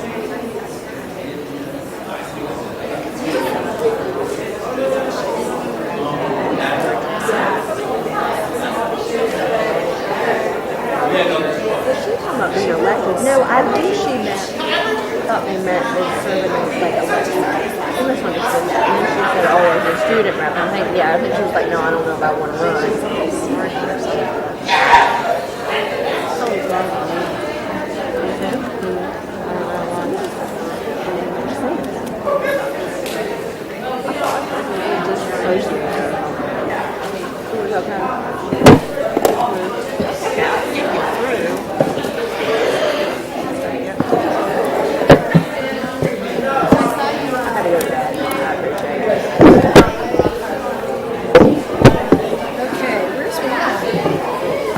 There he is. Yeah, no, we.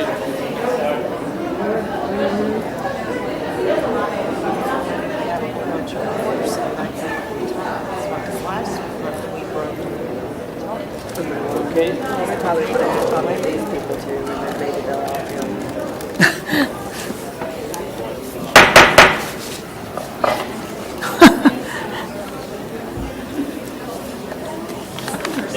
Tap, tap, tap.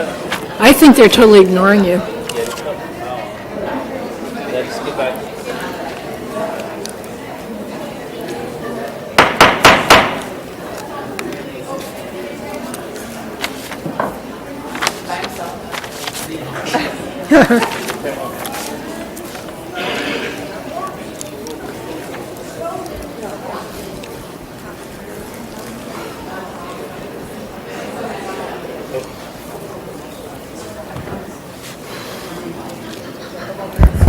Oh, yeah. Okay, Dr. King, we can get started in a few minutes. Who are those people? Are they CHS graduates? Yes, that's Anne Marie. Oh, those were the 18 people. Oh, okay, not 18 people. Okay, good. Do you know any of them? Okay, which one do you know? The hair girls stick together. So, Dr. King, I think that we're going to spend a little time on this, so you can go ahead and get started. Yes, sir, Mr. Chair. Good evening again. To you, as well as our school board members and Dr. Atkins, tonight's presentation of the key measures and indicators for success will take a look at how we are carrying out our mission of every learner, every day, everyone. School board members, you did receive hard copies of the division's data. So tonight, I'm going to focus on measures of success and gaps with our student groups in the areas of participation and enrollment, achievement, as well as our outcomes.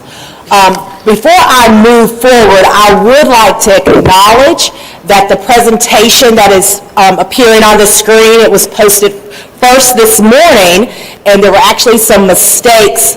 I went through it again a few times through the day, and I noticed them, but two significant ones. Your information in your notebooks are correct, but two significant ones were with the reading SOL data. It was on page 4, and the AP test information on page 12, but that was updated this afternoon.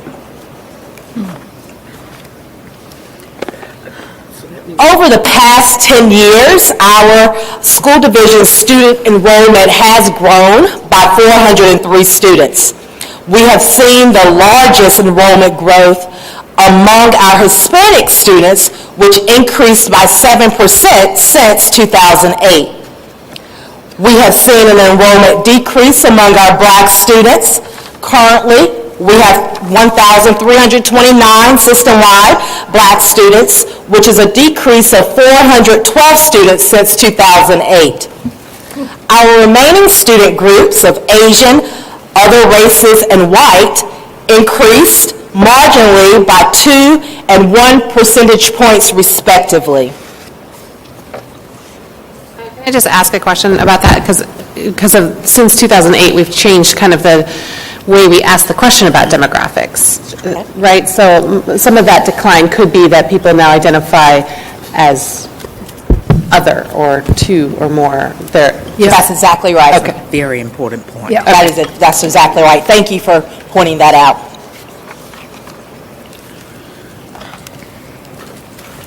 I would also like to take an opportunity for us to look at our poverty data. As a reminder, poverty within public schools is defined by a student's eligibility for free or reduced school lunch. Currently, the school division has 2,026 students who meet the definition, or 45%, with Black students making up 71% of the category, followed by Hispanic students at 60% and white students at 16%. 4 of our 6 elementary schools have between 165 students to 169 students eligible for free or reduced lunch. Greenbrier has the highest percentage overall and among Black students. Venable has the lowest overall count with 99 students, or 4% of their student enrollment, with 71% of those students identifying as, or our students identified as Black students. More than half of Walker and Beaufort students are eligible for free or reduced lunch, school lunch, and 42% at our high school. Similar to the division and elementary schools, our Black students in grades 5 through 12 have the highest percentage within each school's overall poverty rate. Dr. King? Yes, sir. Yes, ma'am. I promise I won't do this the whole time, but just to clarify with respect, how has the kind of giving breakfast and lunch to the whole school changed these numbers at all, if at all? I mean, because are we collecting that data still, and how? We do have the universal breakfast program lunch and breakfast program. However, there are statistics that's kept by the Virginia Department of Education and through our food services that our data department can disaggregate this data. So it doesn't come to us individually, it comes from the state. And it takes a look at social service reports. Those reports helps us to disaggregate it. Great, thank you. You're welcome. Now we're going to take a look at our achievement on Virginia Standards of Learning tests. There are two ways to review the data. One way is to compare pass rates of students by race with our school division's overall pass rate. Another way is to compare the pass rates among the school division's student groups' pass rates against the state's overall pass rates for the same student groups. So if you will, just join me. We're going to take a look using the first way. Our school division's overall pass rate in reading is 71%. Our students' pass rate is 80. Our white students' pass rate is 89%.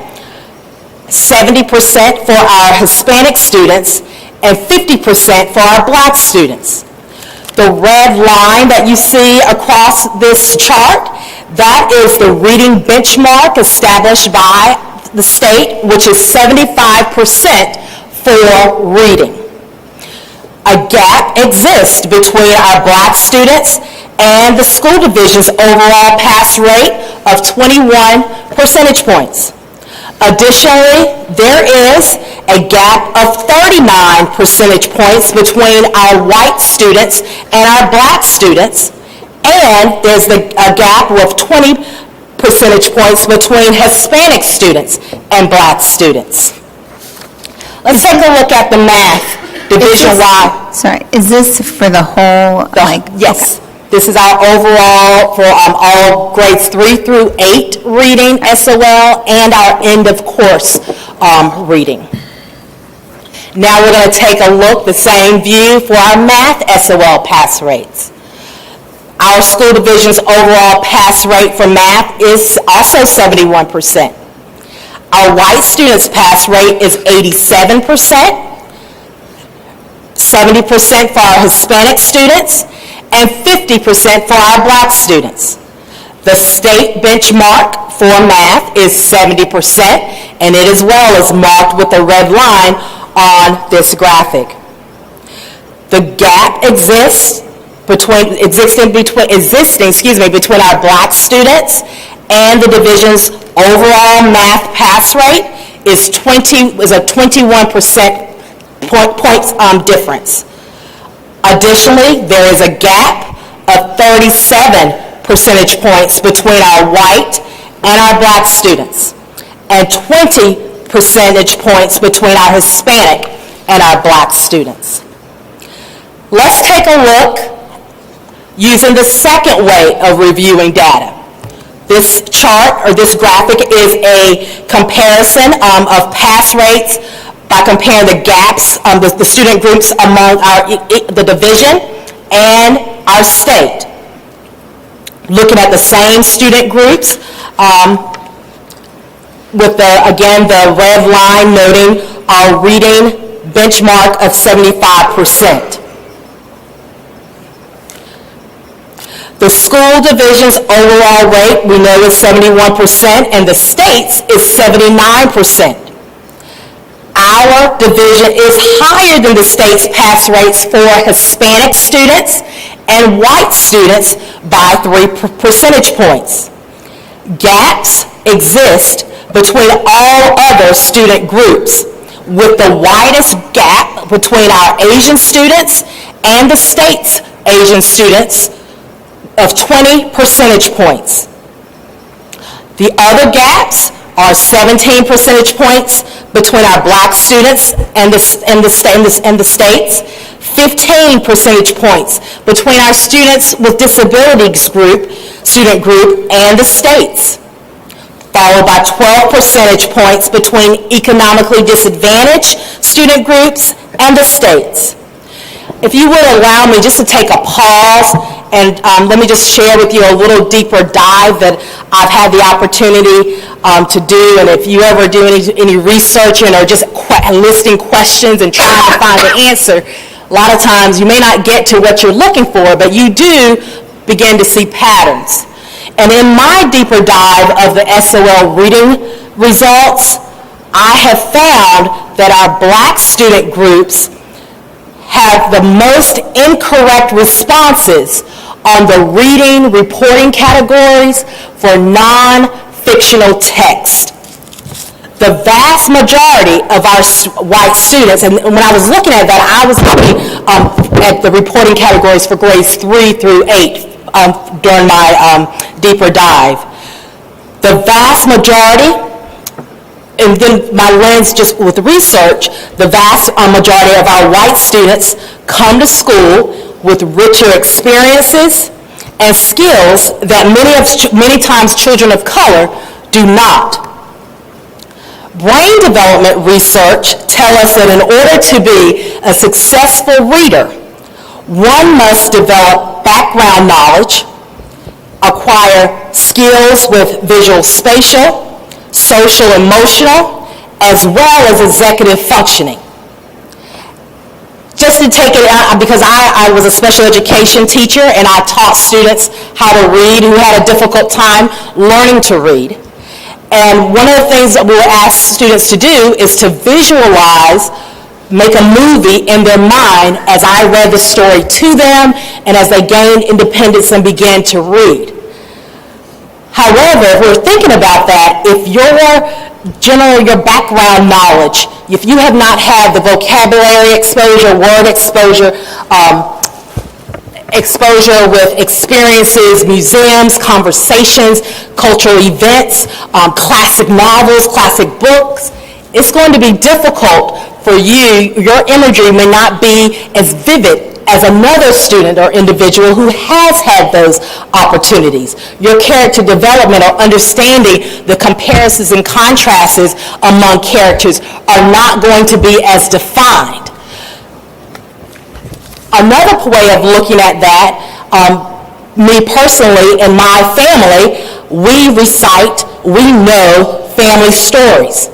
At times, just depending on who you're talking to and how much attention you need, you will add details and you will make your story creative so that you can get the most high fives and affirmations from family. So we're really good at creating fictional stories and conversations. And in the deep dive that I did, oftentimes I was starting to see a pattern in that same group, 3 to 5, reporting categories and reading with our fictional text, that they were having more correct answers. Now, I didn't read anything about that. That's just Kendra making connections. Another piece that I would like to share, as a teacher, if you're asking a student who's before you, you're teaching them how to read, and you're asking them to create this movie where the gaps, if you will, between experiences are not the same, you're doing two things at once while you're trying to make sure that students are on reading level. And our teachers are working so hard, really hard, not at just teaching those skills of reading, how to read, but also building that background information. So thank you for just that point to allow me to say that. And my last point with that, it just keeps becoming clear to me, all of us, we know that there is gaps, especially among our Black children, with reading, being below grade level, being below on the pass rates, and I'll talk about reading levels in a minute. But we just have to look for ways that are beyond drills. We have to look for ways to build those skills, those foundational skills that I spoke of. Yes, Dr. Kraft and Ms. Purrier.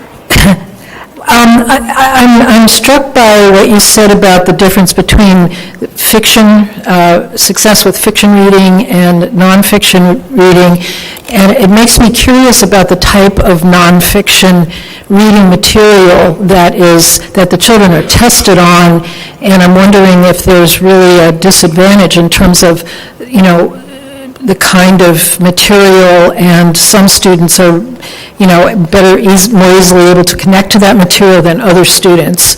That's Do you know much about that? Not yet. I'm just asking a lot of questions, and so not yet, but that's a very interesting point. And Dr. Kraft, one of the things that we used to have a release test.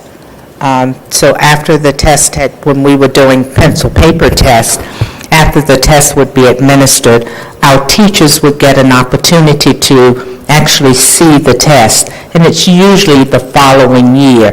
But since 2015, the State Department of Education no longer released the test.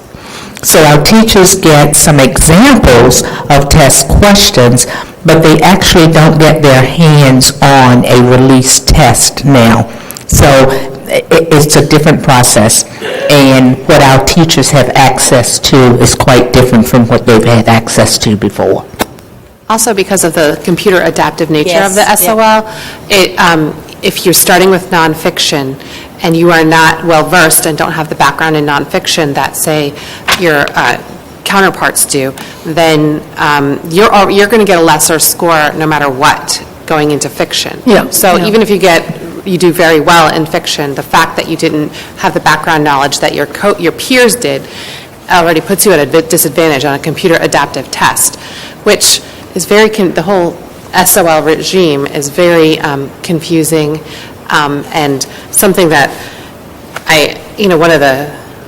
just to go off your presentation for a minute, I thought Lavelle Brown was one of the keynote speakers in the conference I went to, and he had this great PowerPoint that said when an anonymous fifth grader told him, success to me is having a chance to show what I can do instead of one test telling the world what I can't do.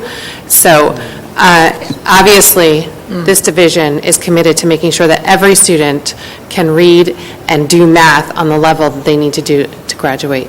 But that this one point in time test that is, by all measures, biased, is really worrisome way to measure our students' achievement and success, or ability to succeed. And if I may add to that point, because I'm still moved by the presentation that our reading coordinator, Jen Davis, did with our extended Bridges of Learning. And I say that because not only were they teaching the skills to read, but also those foundational skills over a period of time that I spoke about with the brain research.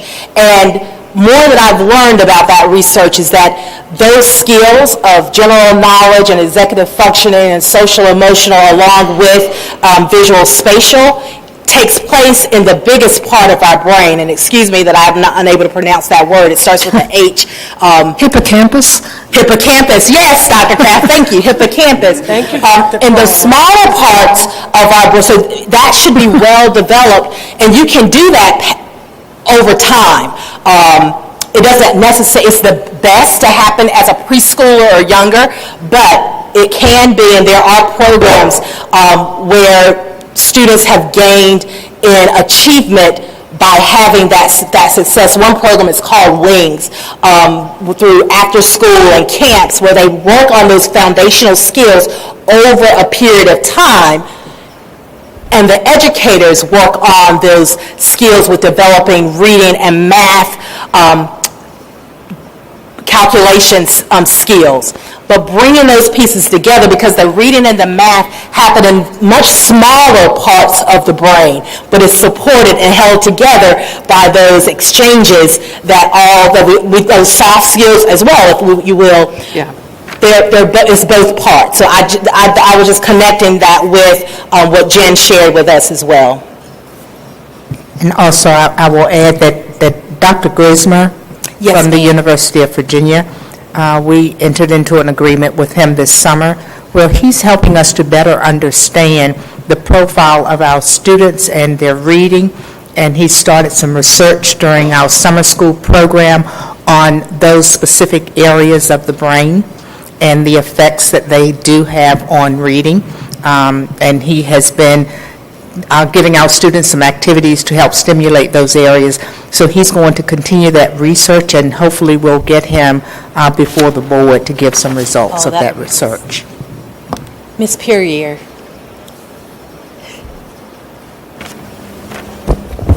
Sorry, did I not skip to her?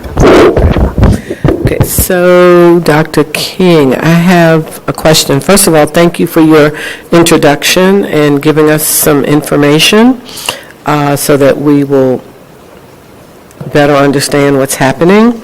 And I may be jumping ahead, but I have a question. When you've given us our 3-year trend data for reading and math, my first question is, with the 3 years that you gave, were the tests the same, or did we have a change in tests? That's the first question. And the second question is, when we are looking at SWD and economically disadvantaged, are any of those numbers also incorporated in the other groups, i.e. white, Hispanic, black, or Asian? So that last part, there are a mix of races. Do you have an Asian student that might be economically disadvantaged as well? So a duplicate, that's what I mean. And so if they are a duplicate, what does that mean as it relates to the larger percentage of the bigger group? So taking a look at our poverty data, where majority of our students with the highest percentage of free and reduced lunch were black students. So if black students who are on the SOL, the way that we share what their racial background is they're black students. Also, then they're counted in the economically disadvantaged group, if that's where they fall, as well. It could be the other groups as well. So they are counted, they would be counted twice when you're looking at the student groups, but only one time in the overall. That just looks at the number of test takers, the number that passed. Okay. So I'll go back to that other part in a second. How does that impact your percentages, or does it not? It does not? Okay. It just tells you who passed and who did not in those, but counting the same students, part of your question. That's what I thought, but I needed someone with more knowledge of this than I. Okay. Absolutely. And the other part about the trend, about the changes, there have been changes with going to the computer adaptive test during that period of time. Okay, thank you. All right, thank you for that. Now we'll have the comparison between the state and our division with our pass rates. The school division's overall pass rate in math is once again 71%, and compared to the state's overall pass rate, which is 77%. Our division is higher than the state's pass rates for our English learners and white student groups by 3 percentage points and 2 percentage points for our Hispanic student group.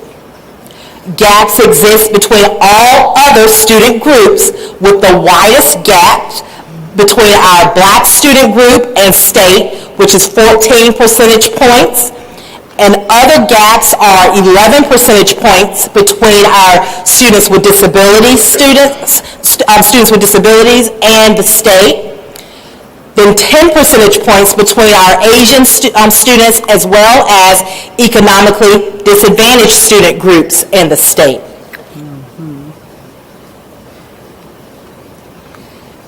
Next, I would like to share our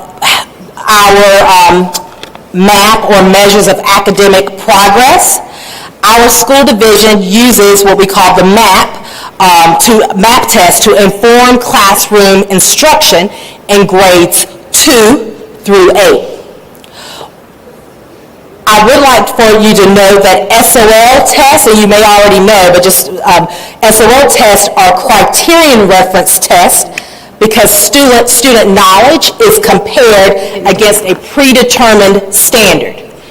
The MAP is a norm referenced assessment as it compares students with the average student population in their same grade. So here is another way that our division looks at the percentage of students who are on grade level for reading and math. And then we adjust our instruction accordingly. These are fall 2018 scores that are, this is at or above grade level in reading for grades 2nd through 8.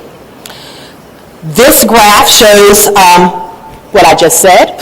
I just like that. I just had to find my spot, I'm sorry. Yes, ma'am. So, just to clarify on that particular, the MAP, is a super important test because it measures growth. And I just feel like it's important to note, if anybody has any questions about this graph, that this is fall 2018 data. I would love to have maybe June also have this data again, just to kind of measure the growth over the period, because I think I just want to have the continuity of data for the same cohort.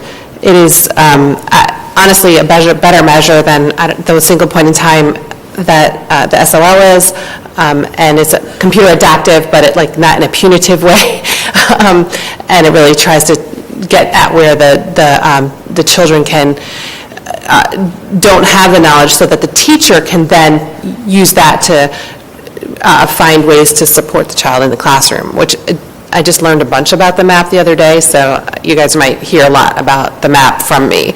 But I'm a huge supporter of that as a growth measure and a tool for teachers to use to support their kids in the classroom. Unlike the SOL. So with the graph, though, it looks as if it's the same cohort, but this is not. The actual lines do not reference, one group of students, right? It's just... It's the black line is the overall, like all the second graders, 63 grade 2, 63% of students are on or above grade level, and then it also shows the white students in blue at 87%. Is that what you were asking? So it's not one cohort of students? No. Okay, it's just each grade? Each grade, yes. And I just want to, in our booklet, Ms. McKeever, there is, the last section is MAP data, and those diamonds show expected growth, and most of our charts show that our students have gone above that. So I think that's what you're referring to. It just shows the hard work that the teachers are doing every day in the class. That's correct, Ms. McKeever. Once again, the red line is at 75% as the state's benchmark for the SOL data. And we do have more student groups who are meeting that benchmark.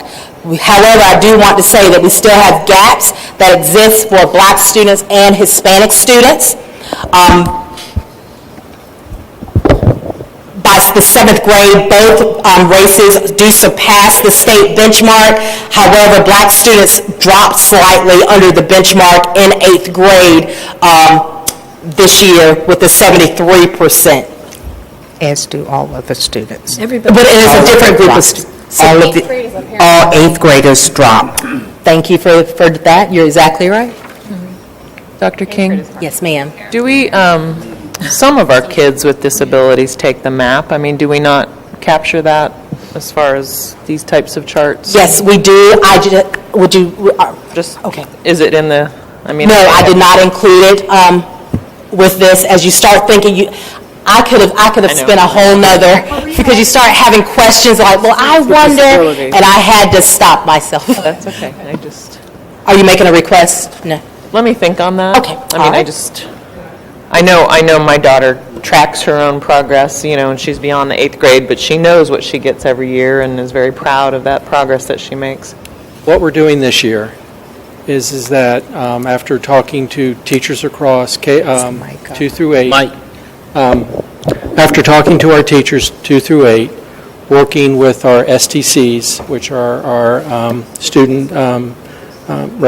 our teacher coordinated, our student testing, our teacher coordinators, and working with our coordinators of instruction, we decided to put MAP into place this year.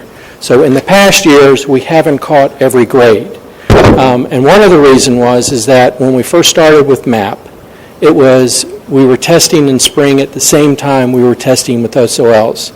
And so the MAP scores weren't valid because having students take a test in May and then take a MAP test in May, it made no sense. So we went back, we stopped MAP, except for the gifted students, because that's part of their local plan, and we went back and looked at MAP. MAP made some changes in their overall assessment as well.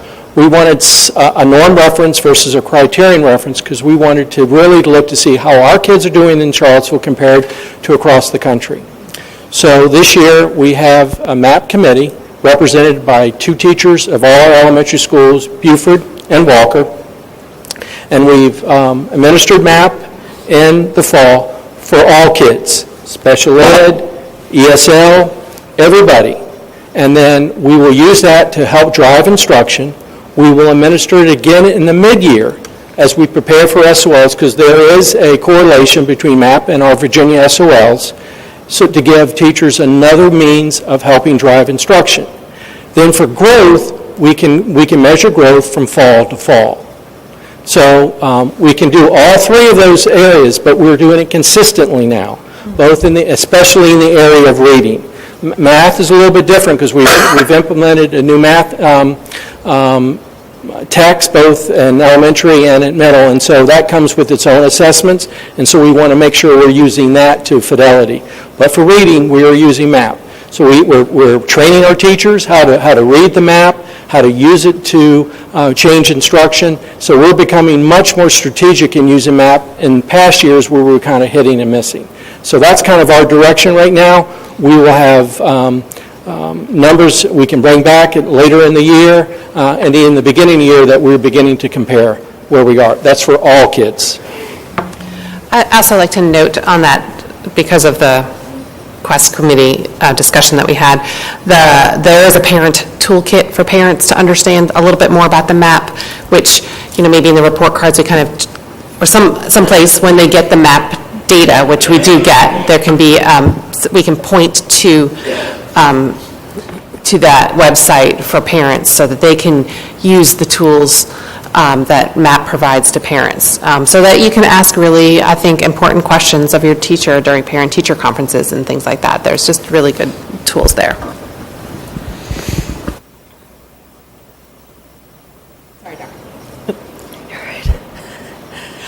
No problem. I'm enjoying the conversation. That's the truth. I'm glad you are. The next graph is once again our MAP data for the percentage at or above grade level in math. This fall 2018, with our grades 2nd through 8th. Our students' performance on the MAP shows more student groups meeting the state benchmark of the 70% in earlier grades than on the reading MAP test.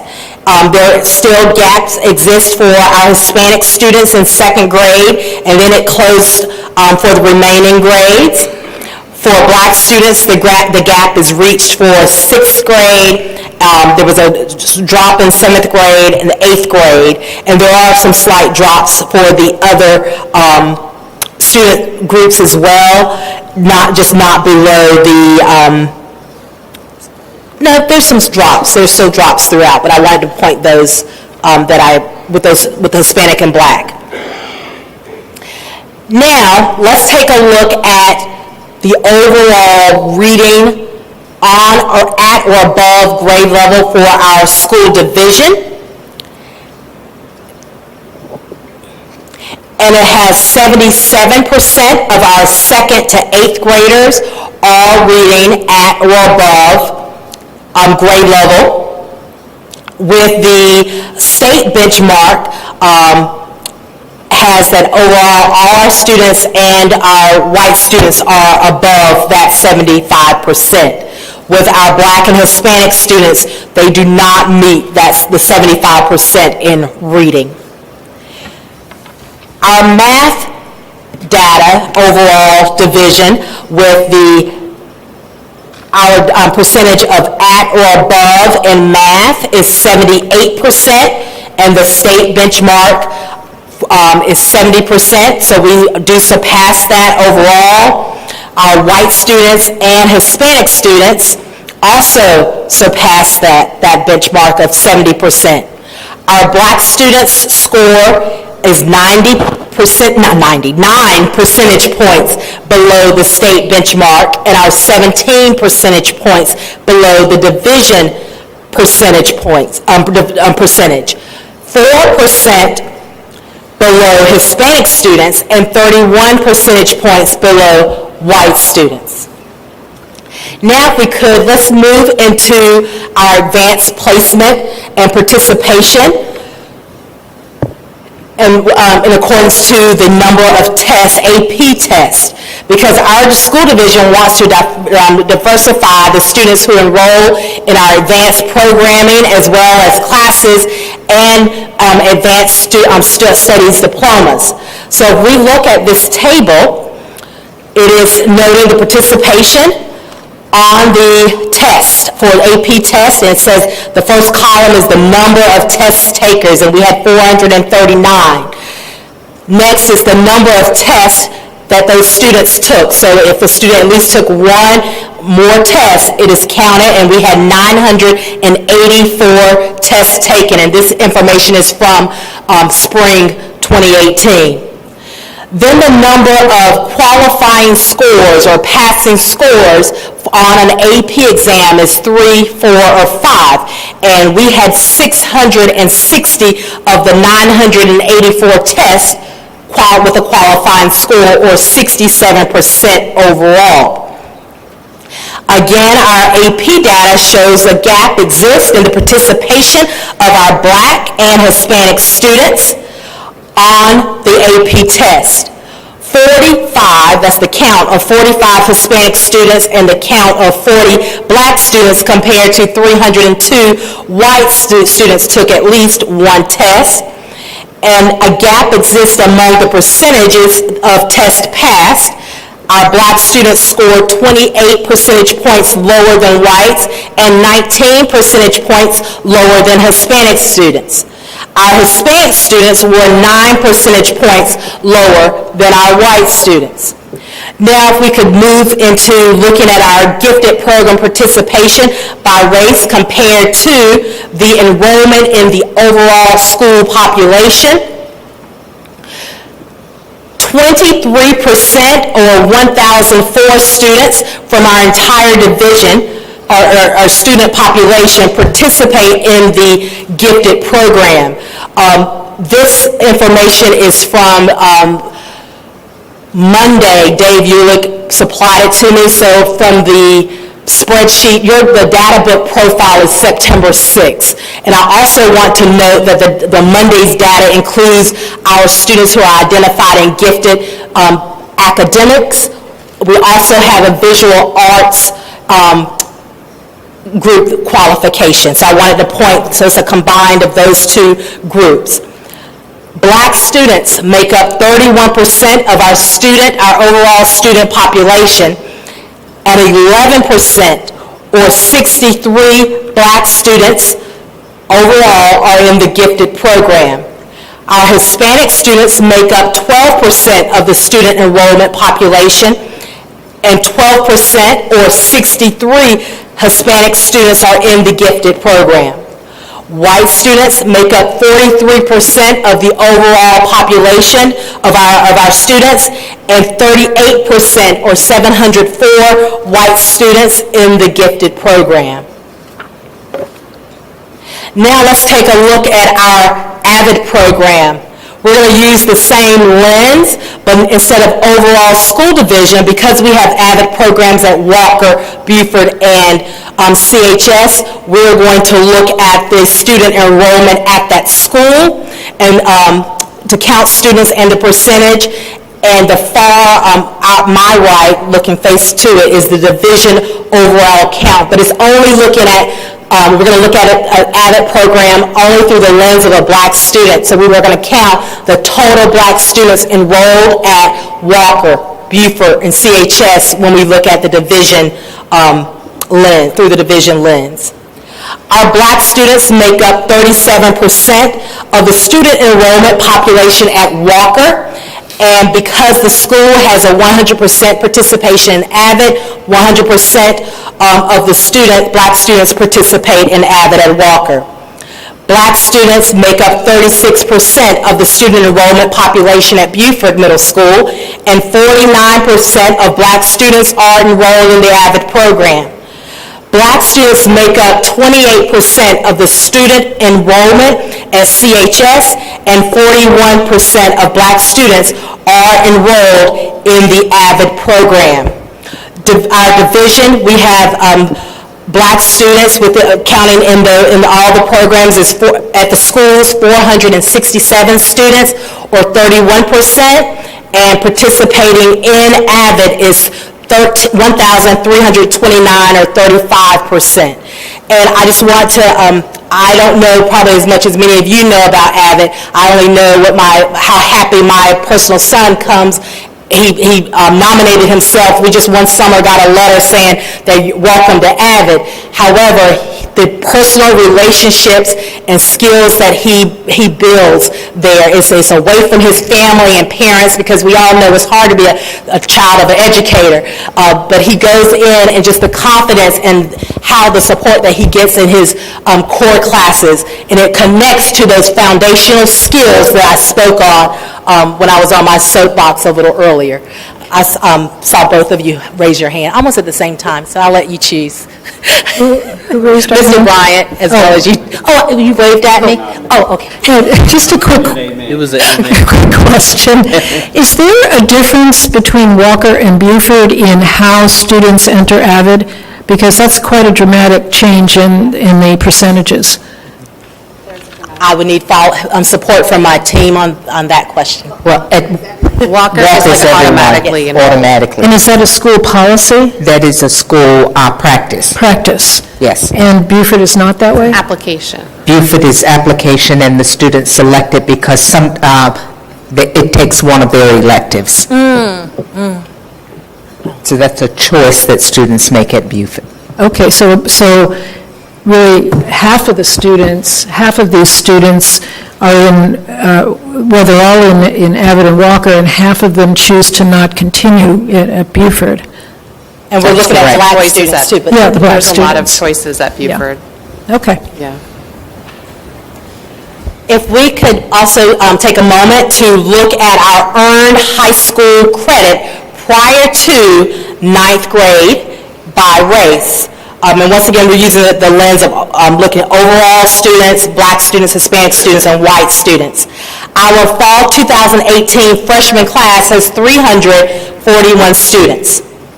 216 students in the 9th grade earned at least one high school credit prior to attending CHS. Black students make up 27% of the freshman class, and 83% or 70 Black students earned at least one high school credit prior to coming here at CHS. Hispanic students make up 14% of the freshman class, and 76% or 63 Hispanic students earned at least one high school credit prior to attending CHS. And white students make up 47% of the freshman class, and 61% or 98 white students earned at least one high school credit prior to attending CHS.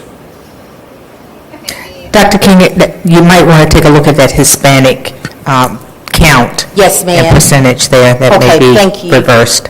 Thank you, Dr. Atkins. I just want to clarify, also, is this a policy, like the 9th, I always like to bring this up. I'm not sure if this is probably not the time, but is this a goal of the division as a school board stated, like we all, our kids should earn high school credit before high school?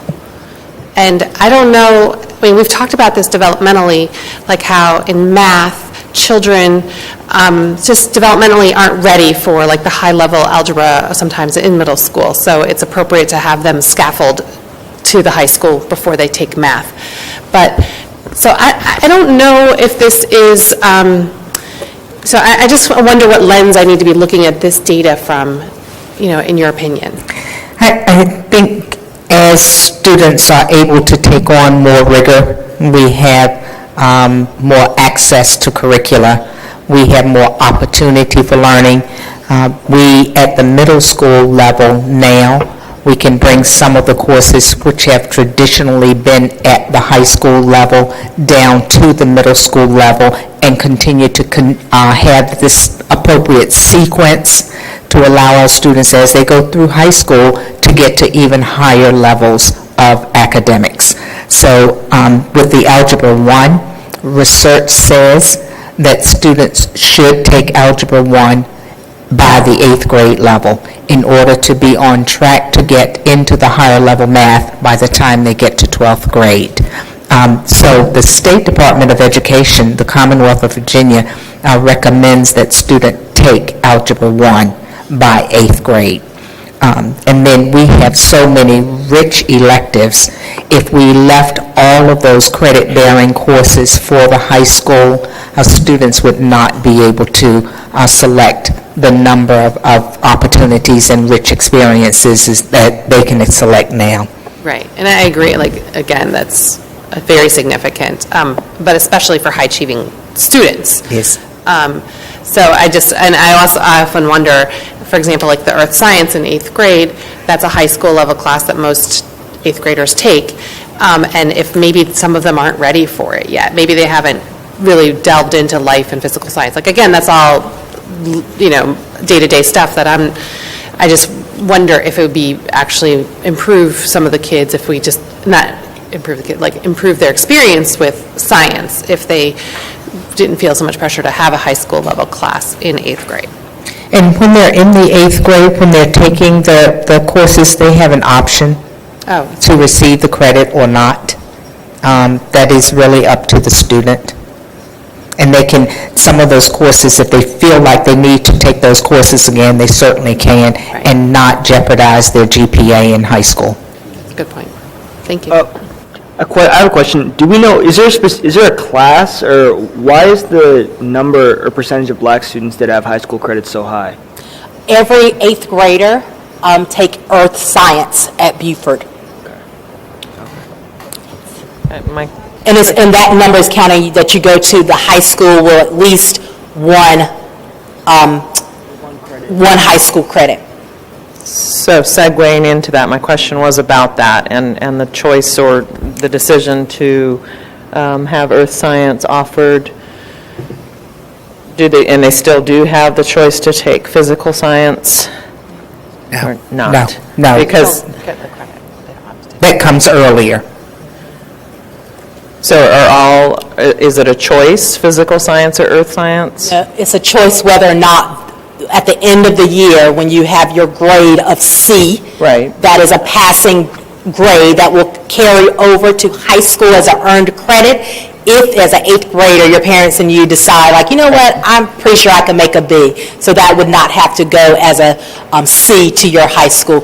No, I understand that. Okay. I think when my daughter was at Buford, they were just transitioning into recommending that kids take earth science. That's exactly right. But there was still a choice, and so in talking to some different folks at the time, there was a thought that having physical science prepared them better for chemistry and some of the sciences here at the high school, and that there was some feedback given by some of the high school science teachers that because kids weren't taking physical science before coming to the high school, they weren't prepared and doing as well with some of the labs and different expectations in those classes. So I just was curious about that.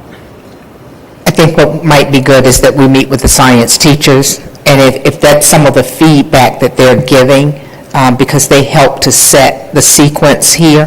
So let us get the science teachers together and take a look at what's working and what's not working.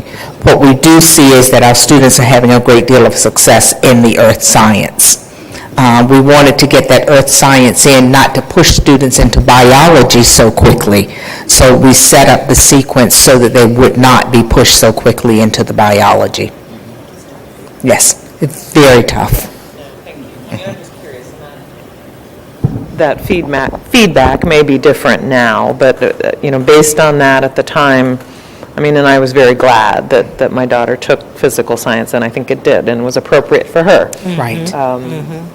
But some kids may not do so well with the earth science in 8th grade, so I just didn't know if there were other choices for them. It's been in place now for about 2 years, so I think we can revisit that and see what works and what doesn't. Amy, did you? I don't think my microphone works anymore, but Oh, hold You on. want this Wait. I was wondering, I, of course, have struggled with this too, and I wonder if, as we have a student rep on our school board, I would really like to hear from the students. How did this prepare them for the high school? Or, I think it would be really interesting to hear their perspective. I'm sure Cole didn't take earth science at middle school, did you, Cole? No, I took physical science, but there was a choice when I was there. I did go on to take biology and chemistry, and I think I did find that helped in terms of preparation, because you see a lot of the same topics, a lot of the same subjects brought up later.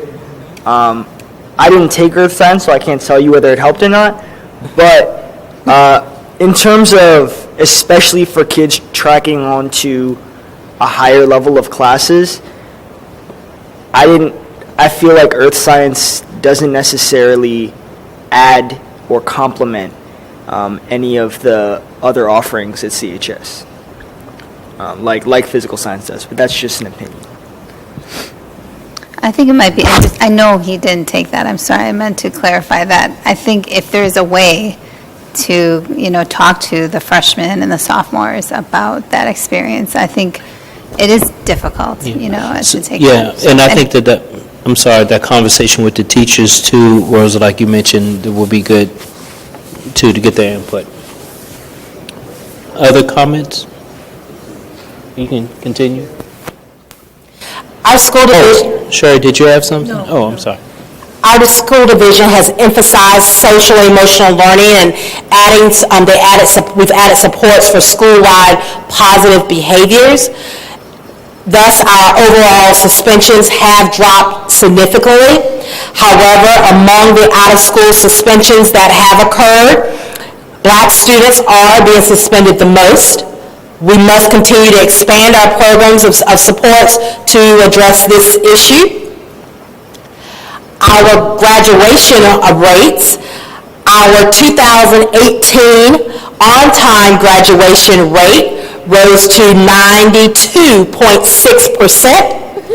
And for Black students, the rate has risen 18 percentage points since 2008. The graduation completion index was 93.6. This was an increase of 15.2 weighted points since 2008. Also, our dropout rate, this year it was 4.8%, and since 2008, that was a decrease of 8.4 percentage points. In a comparison of on-time graduation rates, just from last year's cohort of 2017 cohort and 2018, it shows an increase of graduation rates for all of our student groups.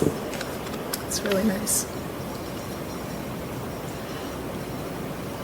This graph is the 4-year graduation completion index for all students, Asian, Black, Hispanic, and white. And you can see from 2015 till this year, you can see an upward trend for the graduation completion index with all 4 years and all races. And there was a slight dip, but it would go back up, but still the trend is upwards. For our 4-year cohort dropout rates, the trend is going down. Within the trends, you can see a little up some, but then everyone ending going down for our most current information, which is 2018. A growth area for our school division is the attainment of the Advanced Studies Diploma across all student groups. Among the 2018 cohort of 271 students, 134 students earned an advanced diploma and 107 attained a standards diploma. Among student groups, 73% of white students exceeded by getting their advanced diploma. All other student groups are far less likely to obtain an advanced diploma, which most closely aligns with the requirements of a four-year college or university. So now we are at the point of conclusion of my presentation, but not conclusion of our conversation per se, so I would like to open it up for further discussion. So, I kind of have a comment that, what do you think that, as we're going into budget season, and you're reviewing all this information, taking everything in consideration, what additional do you think that we can be doing to address some of those opportunity gaps and things that you talked about, that we're honestly having a discussion, and we're not trying to, cover it up and just talk about the highlights? I think that this is good discussion. And what do you think that we can do? I mean, is it, more resources here or there? I know that we're going to have this discussion as well as a board, in the beginning of the year, but just kind of a gut feeling, what would you say that we need? Just take off the pressure that I answer as Dr. Atkins and the camera's going. It's the big wish, right? Mm-hmm. So whenever you have the most solutions come up when there's a great need or you have a dream that you're so determined to go after. So that's what I'm going to talk about. There's just a far-fetching dreams in this moment, but we could. Making our advanced studies diploma our expectation, and allowing our students to opt into a standard studies. We have GED students earn GEDs.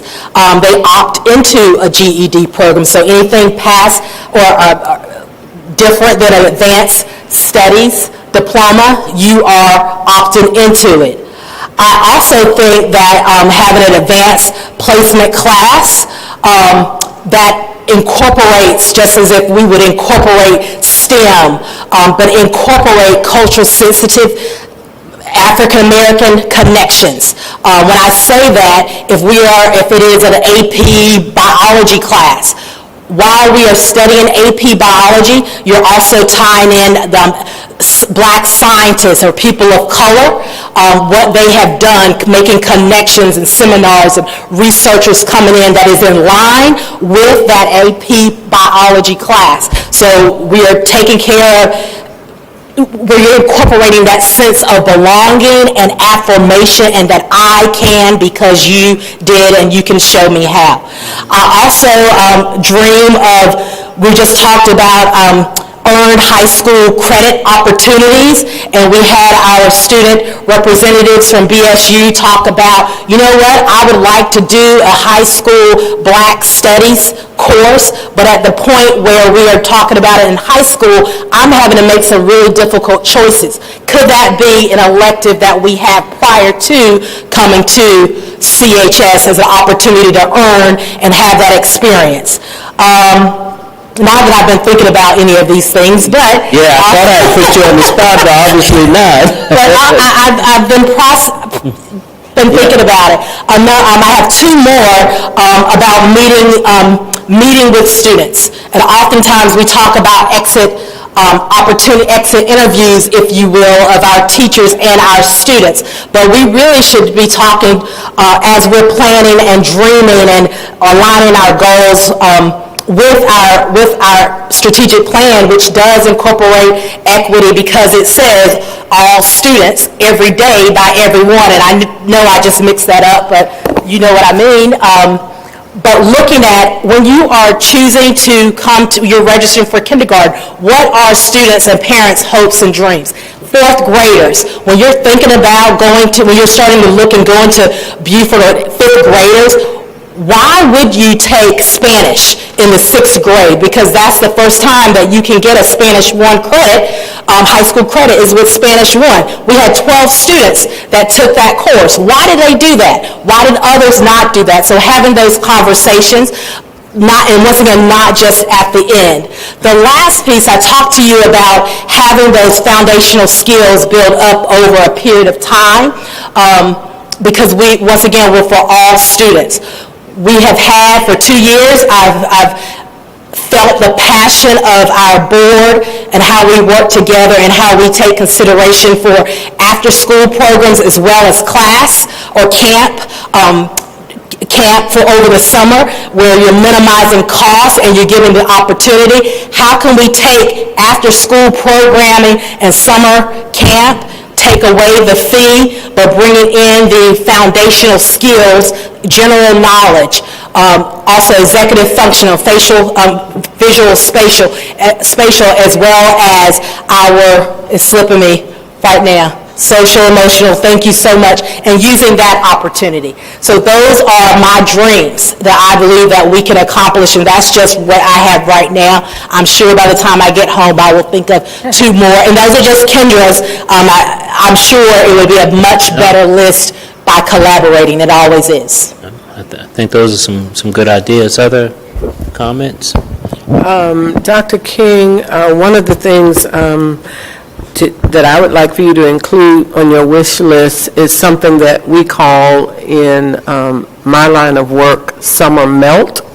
And the reason we call it summer melt is it's the time of our graduating trio students before they go on to the next level. So whether it's going to be post-secondary or postgraduate work, and what happens in the summer and the types of things that you could do to piggyback on what you said, offering a class that deals with the fictional the non-fictional text, but do it in a non-traditional way. We found that often when you're looking at the classics, people can't read them, or they can't understand them, or they can't relate to whatever is going on in the 21st century. And how do we teach classics so that students that have not had this opportunity not only will read, but will understand? But there's one thing that I think we think about, but we don't talk about. And in all of the information that you've given us, we've talked about the students. And those are the people that have to do the work. I've got it. Those are the people that have to do the test and graduate. I've got it. But the students have to have support. And if I cannot read, if I cannot write, if I don't have a foundation, I cannot help my child.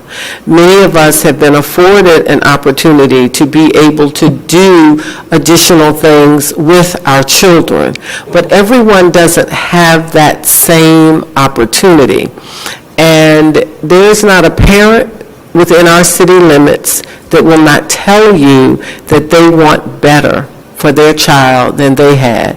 But if I only finished the 8th grade, or if I finished high school, but I did not perform well academically, and I have a minimum wage job, there's certain levels of insecurity that you have. You can't say that just because you have multiple degrees that you're not insecure. Absolutely. But it's a different type of insecurity. So I'd like to see us get back to our parent university that we did many years ago, but particularly think about doing parent university maybe in the summer. So when we're talking about summer melt and people are on vacations or they have time off from work, maybe it's a 2-day seminar or a 1.5-day seminar or a 1-day seminar. So if I'm on vacation for a week, I could do this. And having some type of certificate. It might not be a a certificate that will lend to any particular thing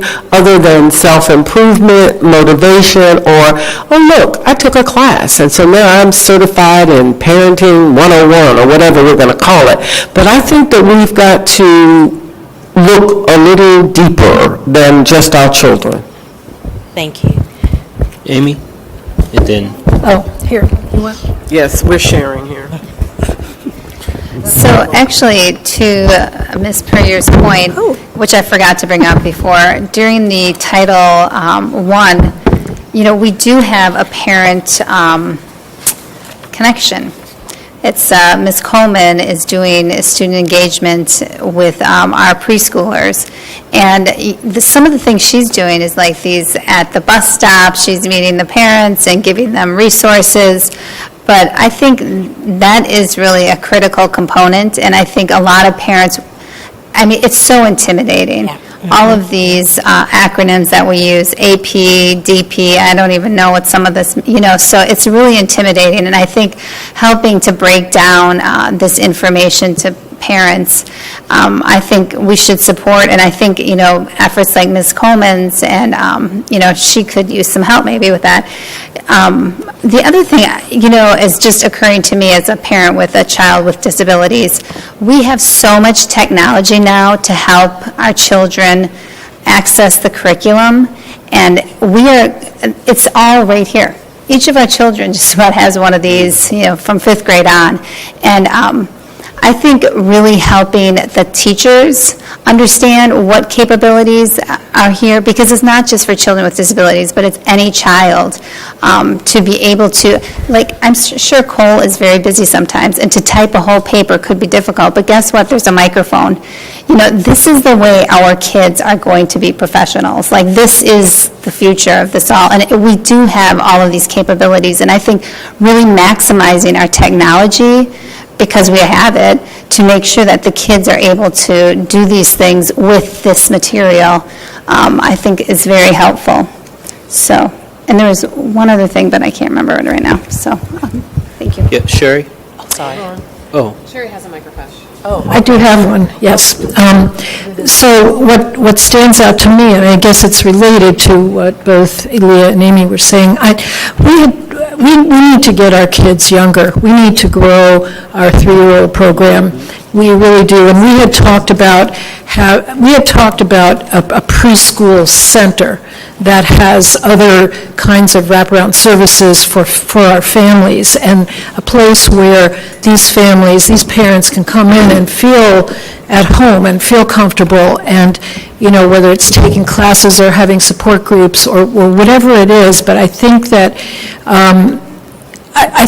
we're still getting our kids too late, and the gaps are there by the time they get to us. And so I really hope that we can put some energy and thought into what we had already talked about with the preschool center, and move forward with that in some way. I think that's so important.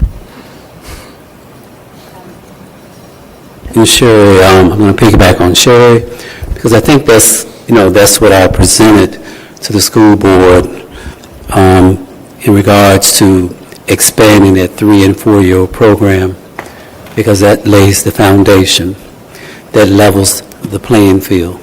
Because if they are not on a level playing field later on, it's playing catch up. When I think back, when we talked about all the achievement gap and the differences between the black students and the white students, I think back, sitting here as a first generation, and I think back as a student, neither one of my parents had an opportunity to go to college. And what were some of the things that I did to overcome some of those barriers?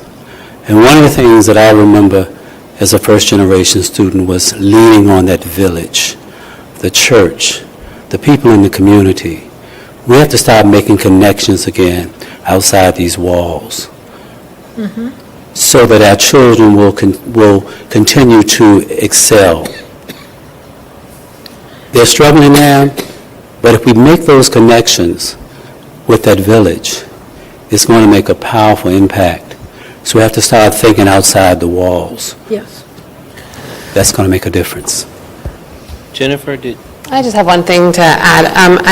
Even at the Quest meeting the other day, we talked about how important that family engagement person is, and I cited the example of the parent-teacher conferences, kind of understanding the questions to ask. And I think what I hear from Cole and from other students is just being and I know the advice that I give parents, right? We all know what we're telling our peers. If you don't know to ask that your child be placed in a higher, level honors class in 4th grade, then you don't know. How can you know? I tell, if you want your child to be challenged, you don't even know that that's something that you want, right? That your child to be challenged. So, then the acronyms come into play, and there's just, I feel very strongly that somebody needs to be communicating with parents, saying, and again, I don't think that person is currently on staff. I think it's somebody that we would have to hire who could say what it means to be an advocate for your child in front of the school division, because that's always been something. It's hard to understand where your voice is. When this building is so big and that all these people have all these degrees, it is really intimidating, even for, sometimes me. So I just want, I think having somebody tell parents how to advocate for or show parents how to advocate for their child, because I think that's what Ms. Coleman does so well, is show parents. And if you don't know to ask, then that is what I thought what Ms. Bryant said so eloquently about the initiative that they have. It's like, well, we want more kids in AP and DE, and it's like, well, by the time you're in 9th grade, that's really late, Yeah. So you have to really start that trajectory really early. I mean, if not in third, as a 3-year-old in 1st grade.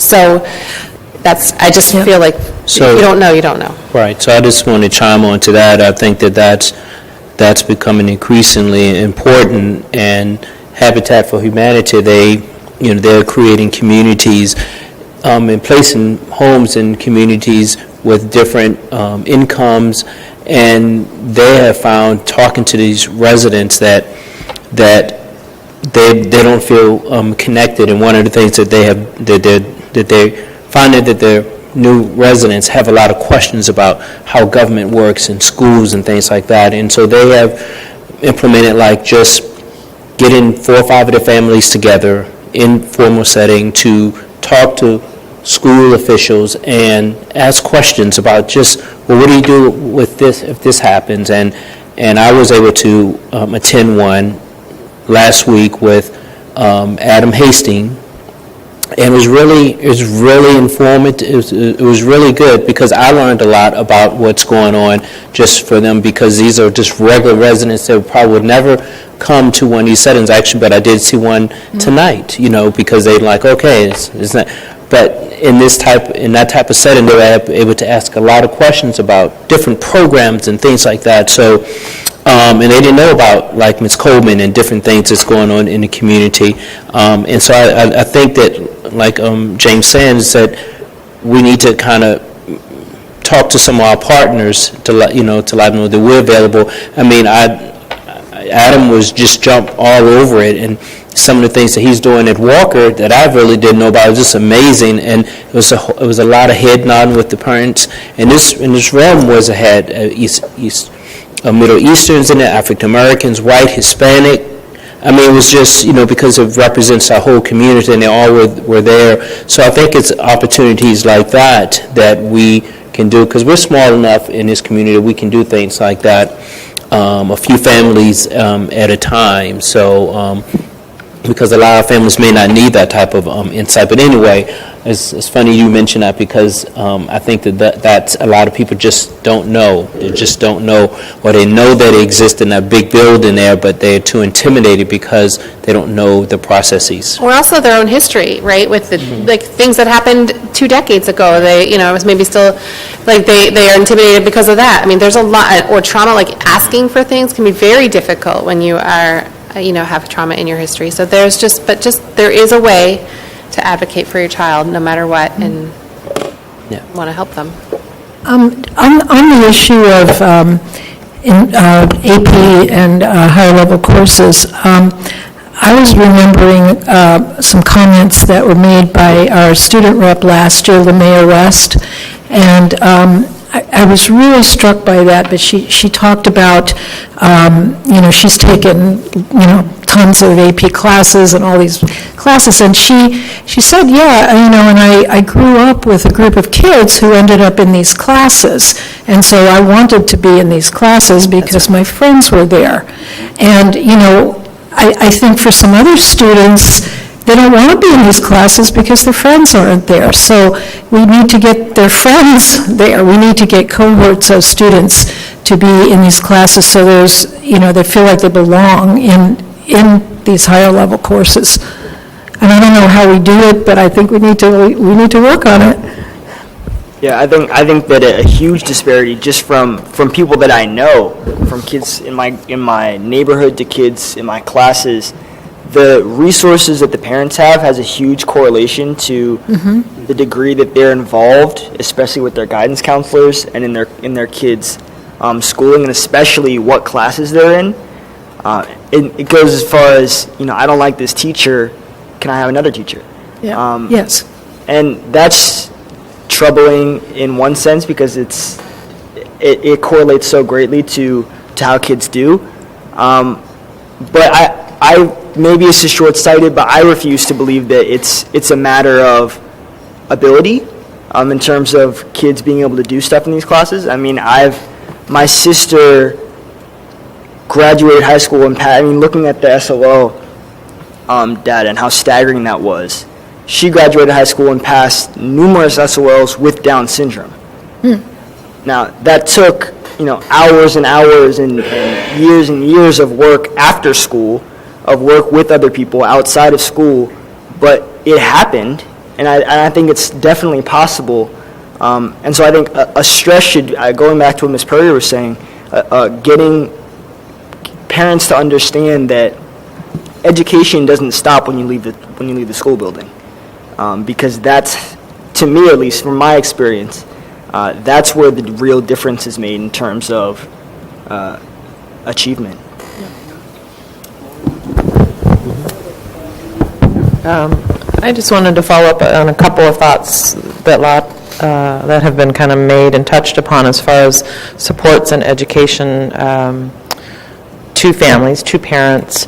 I noticed on the Decoding Dyslexia Virginia site a couple of weeks ago that there was an article and there's a YouTube video about an educational ombudsman. And I don't know if this is a new position that's being created. I know it's new for them, and I'm not sure how it's funded. I haven't looked into that. And I think we as a division have pieces of this, like our Engage program and different people who are out there.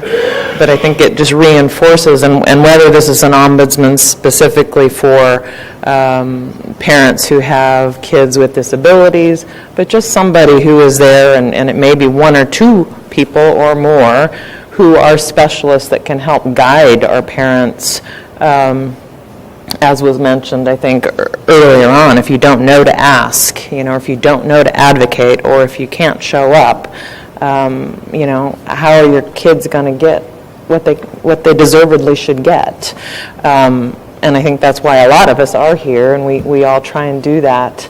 But I found this very intriguing, this one position, and I thought, we can think about that and talk about that some more in work sessions or as we come up into budget season.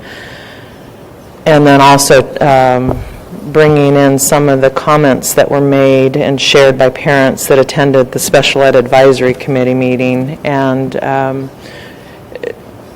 just a lot of questions about what are specialists and what are their roles, and how come we never saw a specialist, or can we interact with a specialist? So wondering if it wouldn't be worthwhile for our elementary schools, maybe PTO meetings, or maybe it's in their newsletters, but they start to introduce the different positions and support teams that we have in place and what their roles are and why you would see them, and just things like that. I think it could be beneficial to, on a yearly or at the beginning of the year, because there were a lot of parents asking, like, how come we didn't get to meet with them, or, they never were part of the process. So I felt like that was something that might be worthwhile.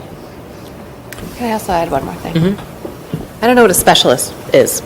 Like, I don't know what you mean that. A math specialist. Oh, okay, a like literacy okay. specialist. Okay. I just wanted to clarify Right, what and you meant by that. it was referenced in a bigger conversation about early intervention and who would you be meeting with and why would people, and so they didn't quite understand the roles of certain people, but I think that would be a good educational topic that principals or somebody could be pushing out to families at the elementary level. I think that's it as far as that. Go ahead. Okay, Amy's, you finished? I have a question about the book, the accreditation question, but we can wait, or I can send that out via email. I just wanted, so whatever's. You should just go ahead. Yeah. You have the mic. Okay, all right. So I'm jumping from your presentation to the actual notebook that we got. And it is in tab 2, and it's specifically just the accreditation information and looking at, and it differentiates or notes that Clark and Walker are accredited with conditions, and then some of the schools, fully accredited, and then some accredited with conditions based on the 2018 standards of accreditation calculation. So if you could just speak to that and explain that, please. Yes. In connection with the profile of a Virginia graduate that was shared at the board meeting in May, starting with this freshman class and right now, although it was passed, I want to say 2016, but I could be mixed up just because I've been overloaded with numbers at this moment. So on September, was it 2 weeks ago that our accreditation status came out across the division? There was a press release, and if you had the opportunity to go every school division, that started last year with the web site change on VDOE, but you can type in Charlottesville City Schools, and it will give you, using the new matrix, which is connected with our accreditation, where it's looking at the achievement or the pass rates in reading and math, along with, and as well as science and writings up there as well, but along with indicators or looking at achievement gaps among those student groups. And also, you have to have, with the student groups, when the closer you are either meeting or in a very slightly missing band of the benchmark, then you would get a level 1. The next level will be a level 2, and the next level will be a level 3. If any of those groups get a level 1, level 3, then that school would be, I feel like I need to have that information because it's so new, but it looks at how many level 3s that you get with the student groups. I want to say actually it's 2. If you get 2, but may I bring that part back to you? I'm just mixed up at this moment, and I apologize for that. But that's what it looks at to see. And if you, in our schools, Clark and Walker did have, it will show you which groups by looking at their indicator, their quality report, which areas or which student groups that they have the level 3 in. And they actually color code it to make it visually, just so it's clear. It's using the colors green, yellow, and red. Also, it takes into account chronic absenteeism, and I'm talking about within the student groups, also looks at growth. We talked about growth with the MAP data. So as a 3rd grader, Kendra King, I made a 350 on the reading SOL, but in 4th grade, I made a 390. Then it would account that growth as a 4th grader. I didn't pass the test, but I did grow. Was that some clarifying? Ms. Torres, I might be able to help you a little bit with it also. Thank you, Dr. Atkins. What the state is doing now is they're measuring, we've been talking about the gap for a long time. So what the state is doing now is looking at each reporting group and the distance that that group is away from the state benchmark. So what they are giving is, in order to get in the yellow band, you must be within, where reading is concerned, 10 percentage points away from the state benchmark, and each group must be.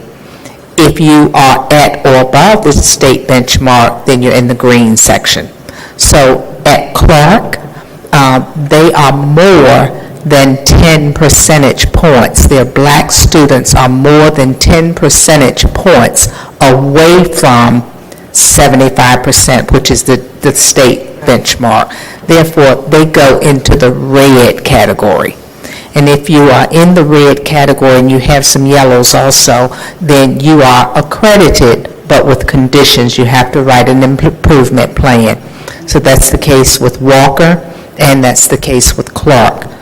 For our other schools, all of them are within the 10 percentage points of the state benchmark, with black students, Hispanic students disadvantaged. They're within that 10% for reading, or they're within that 5% for math, 5% for math. So, I mean, I was just looking at the chart. So when you see Clark for 2018, the pass rate for English was 68%. And the benchmark was 75. Yes. Okay, and so they, yes, based on the new calculations, they're credited. And then similarly, though, for Jackson Via, correct? Let's look at Clark. So at the 68% overall in reading, the required benchmark for reading is 75. So they're within that 10 percentage points, so they get a yellow on that, because they didn't hit the benchmark. If they had hit the benchmark, they would have gotten a green. So then when we drop down to our black students, that's 52%. They are not within that range, that 10 percentage point range, so they get a red in that, and they keep going through. You can have 2 yellows and be accredited, but when you have the red with the 2 yellows, now you are accredited with conditions, and you have to write the improvement plan. Thank you. Okay. Did that help? Oh, I'm sorry. No, I just said thank you. Amy has been trying for a while. Sorry. I mean, we can, if we're going back around, or actually, before we get into just this text, further ideas, I think it's really important, as somebody brought up about, oh, you did, sorry, took notes while you were talking, about having a meeting with the parents and the students of what they want at kindergarten, at 4th, at 6th, at 8th. And I think especially because I know for me, the kids sign up for 5th grade classes at school. And so then I find out, oh, they only took art, but I wanted them to take band. So I think having the opportunity for the parents to be there. You're in band. Yeah, I made them all take band. Like, that was a non-negotiable to me. So, but I think having the parents, like, if there's any way to do a meeting after school to say, hey, we're going to sign up the kids to their next year's classes, and that would be the time to be like, listen, actually, we did this with our IEPs now, because I kept talking about this, that having those tracks understood at those meetings is critical. And it's just like that is the same for all the other populations. So, I think having that parent connection during those times of transition is really helpful, because I know I was scrambling afterwards to figure out how I was going to fix that. Then the other thing we've been talking about, I forgot to bring up at Title I, is that creating some kind of podcast or webinar, YouTube kind of videos for parents, just to be up on the website, so you can click on them. Some parents want to know, and there it is right there, and they can be cleaning the dishes while they're listening to what they should be, You're so different. Yeah. Are we so different? But anyway, so those are some of my other ideas. But I could go to the text if you want me to. Yeah. So I think we should really recognize our English language learner teachers and students. They are really doing a great job. It's something that you could notice throughout the book. I mean, and by the way, the majority of them are either intermediate or beginner in their acquisition of English. So the fact that our teachers and families are able to get through these tests and, with proficiency is just really, it's an amazing accomplishment. The other thing I noticed, though, is through our maps, as I had mentioned, that last tab has the map data. I think it was the last tab. Tab 3, page 61. Oh, sorry. Yes. It looks like our I just circled them here, our second through fourth graders, I think the potential is higher than the actuality, and I think it's just something to look into. As we were talking about the after-school program, the EBL, we don't have enough teachers sometimes to do that program, so, kind of limits our scope. So if there's any way to attract teachers to be doing an after-school program, if anybody knows anybody, I think that would be a way for us to increase our second through fourth grade MAP achievement. But then the other thing I noted was our attendance at the high school has increased substantially. And I think we should all applaud ourselves. This is something we have been talking about for years. And, the idea of having the link crew, these connections with the ninth graders and upperclassmen, of making them feel more part of a community, I think is really something that has been, successful. Yeah, that bared out there. The place where we have, it looked like kindergarten is still an area where we have parents think that, I don't know how to re-educate. I think Ms. Coleman will be part of that. But, I think that's just something to watch. And I really think also the fact that our suspension rates have really decreased, I think is something we should celebrate as a division. Yes. So, thank you. So we're going to kind of do a final wrap-up on this, so we're going to go around James. You can talk about You're off. the book, or her presentation, or, whatever. Kendra, the presentation was great. Thank you. The book really spells it out of the great work we're doing and things that we need to work on. So we appreciate all your hard work and explaining all of the, data can be very, but you explained it quite well, and thank you for your hard work. And all the colors in the graphs. Thank you. I know. They were so helpful. Leah? Have a one working microphone. I know. The board that shares. We're a sharing board. I appreciate all your work in trying to make sense of the numbers. I'm a visual person, and I appreciate all the percentages, and maybe one day, because you did some charts that were just what I needed, you equated the percentages to numbers. If we have 500 people and that's 87%, I want to know how many people it is, because I think that it's important that we focus in on that. I mean, whether you're black, white, Asian, or whatever, we need to know how many little bodies are we talking about, because that, to me, has more of an impact. And if you're a data-driven person and you're a bean counter and a statistician, percentages are your thing. I'm a people person, so thank you for my charts that were people-centered so I could understand what it meant. Thank you. Well, one other thing that you did so nicely, which is, I guess, in tab 2, you looked at each school, the 3-year achievement rates in each school, and so I've been reflecting on that, and I feel like, Charlottesville is kind of a contained area, so I'm assuming that the percentages of African-American students across different elementary schools, basically they're this kind of similar kids or similar cohorts, yet some schools had much greater declines in achievement than other schools. And I just wonder about it. I wonder, are there different teaching methods? Is something being done differently at some schools than at other schools that might help us understand why some achievements, some of them didn't drop off much at all, and some dropped off quite a bit?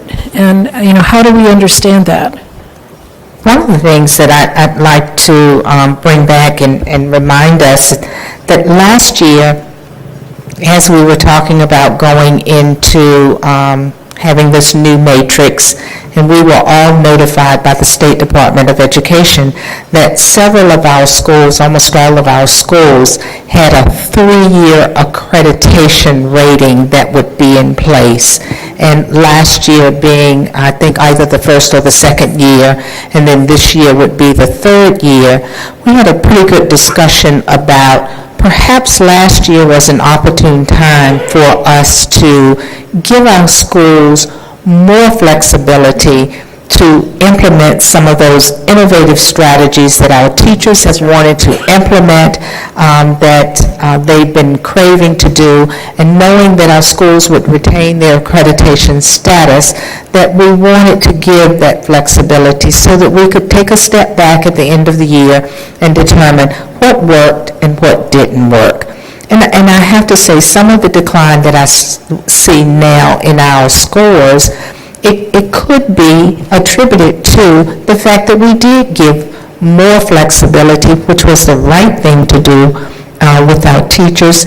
And where SOL tests are concerned, we may have seen a drop, but where other measures of student success, like MAP and EBL, we're seeing some progress being made. So I think there is a fine balance between allowing that flexibility and innovation in our schools while keeping our eye on the SOL test, but also encouraging our teachers to be innovative and to make sure that we give our students not only the skills that they need to pass the SOL test, but to also be able to create and be innovative and interact with one another and be good readers, not just good test takers. So I think some of the decline in their ability may be aligned with some of those strategies last year. That's helpful to know.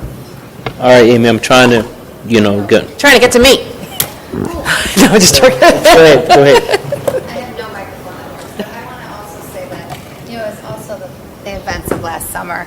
I don't want to discount the events of last summer, too, that I really think affected many parents, families, children, and staff, honestly. I mean, I think that is also a true statement, so don't want to forget. And we have to remember, we go up and then we go down. We go up and we go down. So we have not seen consistency in our student performance. So what we're saying now is not to negate any of that. We have not seen consistency, but it does behoove us to explore all of those potential impacts. So I don't know if this was part of that opportunity to explore, but when I was at Venable, for the math, they were using the investigative method. Investigations. And that was phenomenal. I mean, the kids they were learning a lot, but they were just having a ball. But they were really breaking down and just learning it in a different way. And all of the kids, as I was going around to the table, were exploring and participating. And with very little teacher interaction. I mean, she was with some other students, but I had never heard of that, but it was really good. It's new this year.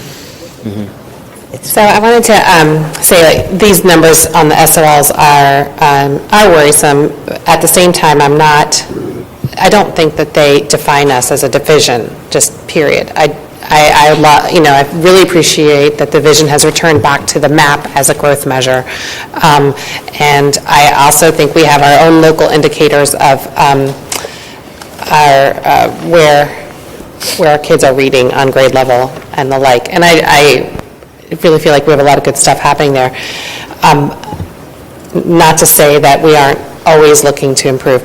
Where I would love to look for additional supports in the coming budget year are to support teachers in the classroom specifically through, again, maybe additional expanding, maybe, but reinstituting the talent development team in the elementary school levels, but maybe in a different role, not necessarily as quest development, but as like development of just looking at the MAP data, finding ways to support our K-1-2 kids with that, connecting the first level instruction with what the kind of deficits or strengths are in the MAP test, just kind of bring those all to the classroom, because the classroom teacher doesn't have time to do that, even especially at first through fourth, but especially, even going up 5 through 12. But with the goal, of course, what we've heard is how important it is at the elementary school level to get the head start. And if you're, if you can look at the data in MAP and say, this is where the strengths are, and this is where the child needs supports, and you can use those strengths to help them with the things that they need support on, then who's going to develop that lesson plan? That is something like when you have 22 kids in your class, that's going to be really hard to do on a day-to-day basis. And so that's where I think like maybe a talent development team approach might benefit the K-2 experience in that way, just to support the Quest team, but also to support the classroom teacher. Maybe not to support the Quest team, but I know that's what the Quest teams are doing, is looking at that data and then creating lesson plans based on that. And so it's like, well, if that can be used to benefit the Quest kids, it could really be used to benefit all students. So I that was just my thought as a way to support the teachers in the classroom. Lisa, did you have any other comments? I think I asked my questions and just wanted to say thank you for all of this work. Thank you for saying that. Cole?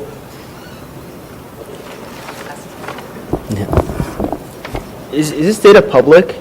Yes. Yeah. Okay, and where can it be accessed? On our website, under the tab at the top of School Board, click there, and then you can look, it will have an October 4th calendar, and you can click that date and scroll down the agenda, and it will say that.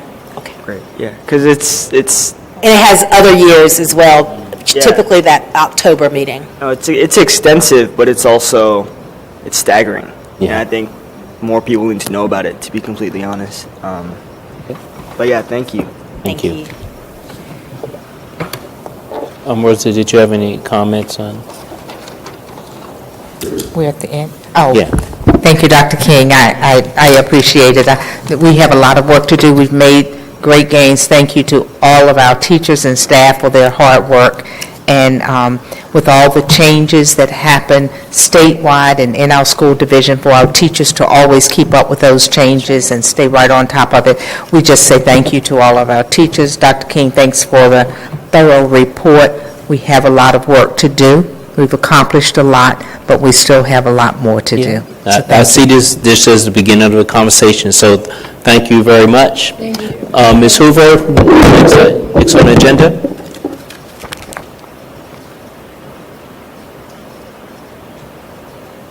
Amy.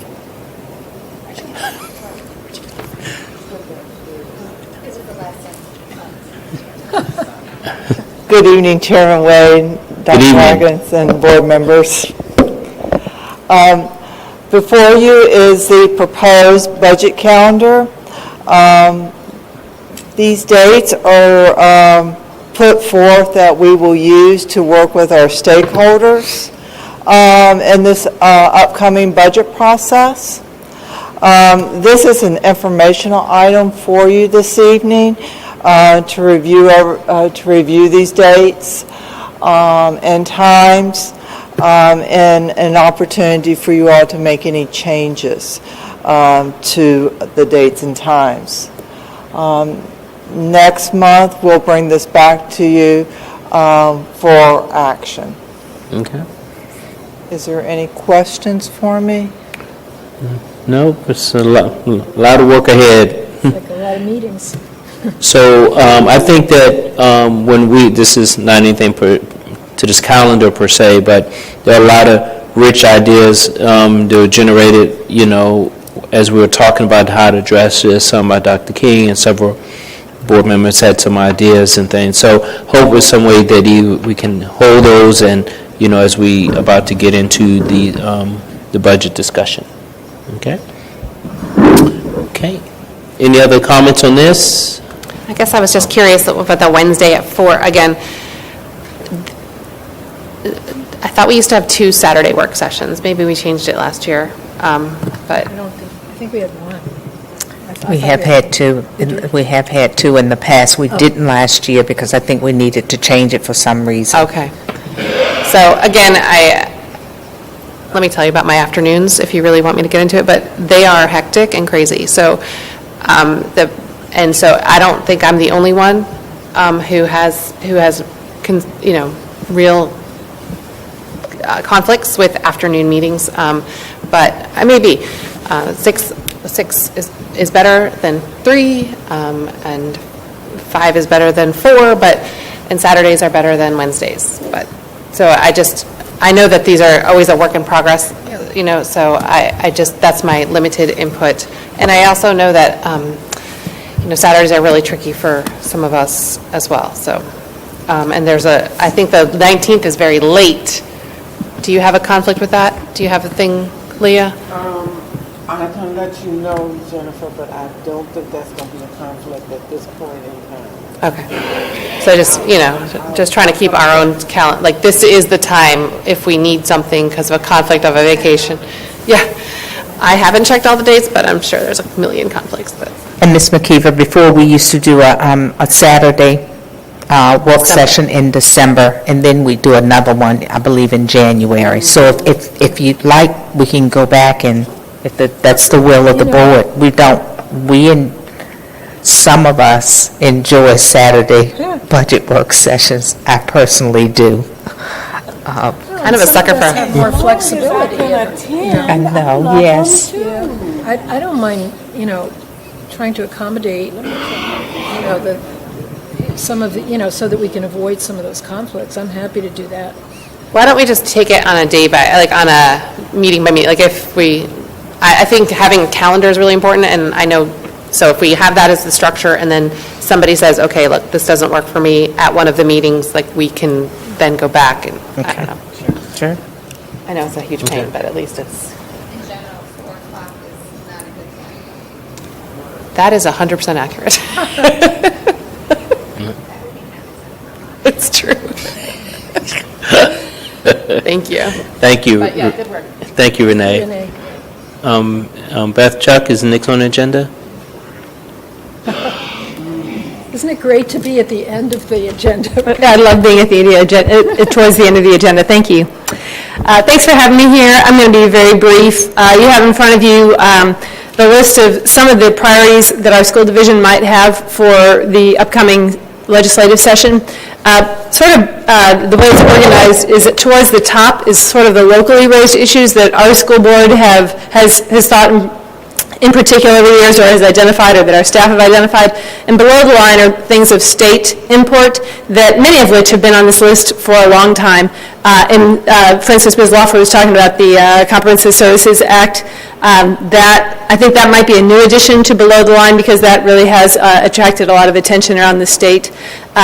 So these are bills that have been coming up in recent years of statewide import that we will continue to monitor. The ones above the line are quite brief, and I won't go over them to any extent, but the first is just primarily that we want to say thank you to our local electeds for their leadership on getting the after-school program legislation passed last year. That was really tremendously helpful to the class program. Second, there was a state law last year changing how we release student directory information, which was intended for very noble purposes, but it was done with a very broad brush. So for instance, schools can no longer share data with PTOs in ways that they've done in the past. So I think we and other schools feel like it would probably be helpful to have some clarification about that for mandatory reporting for PTOs, things like that. Lastly, I think we'd like to cooperate with the Hate Free Schools Coalition to see if there's some sort of national guidance they could give about state action so that some of these decisions would not be held or sort of negotiated locality by locality, but that might give some guidance to individual localities.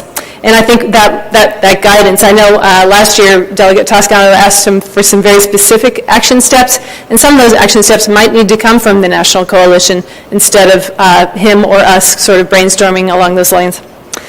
School safety, as Cole mentioned from his service on the board, and as Delegate Toscano knows from his service on the House Select Committee, that's obviously going to be a very big issue moving forward next year. And I think particularly when Delegate Toscano visited the schools, it seemed like he and our various teachers and administrators and students and whoever else were present at those meetings had very like-minded approaches to school safety. So I think the bigger question there is not so much to ask them to advance these issues. I think both of them will be very sympathetic to them. The bigger issue might be how can we support the ways that we're already like-minded. Are there other issues, or do you have questions about any of this, or are there other issues where you felt like, oh my goodness, that should have been on the list? And you can raise this even tomorrow whenever at the meeting. Relates to school safety, do you think there will be any discussions? I guess this is a question that we need to ask our representatives, if there's going to be any discussion about what are they called? Instructional personnel and guns, as in, is that Floyd County? Where they, you know what, yeah, you're with me? Yes. Yeah, Lee County. I attend a group, a little informal working group called VEL, Virginia Educational Legislation Leadership, and that is likely to come up. There's a number of bills that are likely to come up in different ways, and that is one that is likely to be addressed. So speaking of school safety, I would like for them to consider the 22 recommendations that Cole referred to, maybe that they can fund or those recommendations from, something like that, from that study, which sounds like a really blue collar, a blue ribbon type of, commission they pulled together, and sound like some really good recommendation. I believe Cole was serving on the Governor's Committee, and there was also a House Select Committee, so I think there was a lot of commonality. Cole can probably speak to this better than I can, but the sense in that VEL's room was that there was a lot of commonality between the two. There are also some differences, but I think one way or another, those ideas are going to receive some scrutiny and some backing. Is that? I didn't know of the other delegates committee, but from the Governor's Committee, I'm sure they were very similar, just in terms of the sentiment across the board at the one I was at. So at the legislative conference that I went to last week, there was, I believe it was Delegate Speaker Kirk Cox, formed that House Select Committee, and they mentioned that there are like 58 recommendations that they were bringing forward, and so they haven't narrowed it down, I think, but I do believe that will be a hot topic. Another thing I was curious about, and I don't know the latest update, but there is a bill, Senator Bill Stanley, through the Senate Committee on Local Government, created the School Facility Modernization Committee, so they're looking at school modernization and some, I think some information as far as the estimated cost of modernization of schools in Virginia is $3 to $4 billion. Probably that's a low figure, but I found it interesting that I believe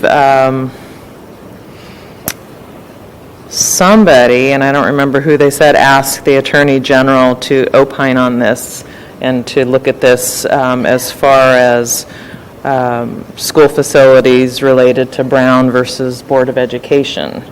and just the condition of urban schools, and so kind of waiting to hear Yeah. his opinion on that. I found that kind of intriguing. Equity. Yeah, it's districts like Richmond who has a lot of, older schools with, condition issues, that they're really wanting more money, so as far as our meeting tomorrow, I think we need to, if it's okay, we present these as our... But I also want to bring up the fact that the regional education program, this idea that we are going to limit disability students to be placed outside of our school division, I just want to bring that up, that, the percentages are usually around 5% that students are placed out, but, I don't think that's an arbitrary number. I think that is a worrisome, am I explaining myself? I'm really tired right now. You're concerned So- 5% may Right. eliminate some people. So basically, the state will help fund those 5%. You can have up to 8%, but then that would be on the locality to fully fund those the additional 3. So I think it's something that we really need to talk about. And also, the limiting the Comprehensive Services Act. And what I said about this is, listen, we have actually increased graduation rates throughout the state, and I know that CSA increases every year, but maybe that's how we're able to help students achieve better. So, you can't have one without the other.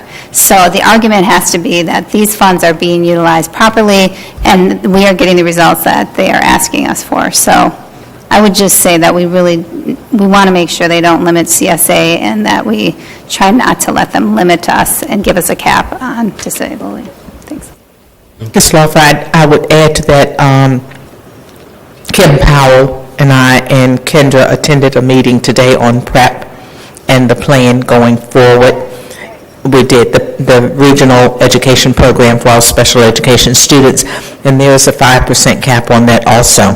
The reimbursement rate is at 5%, and then there's discussion as to whether ADM will come, our average daily membership funding would come for the students who are not included in that rate package. So we need to talk with our representative about that to make sure that we don't lose funding as they transition to a new formula.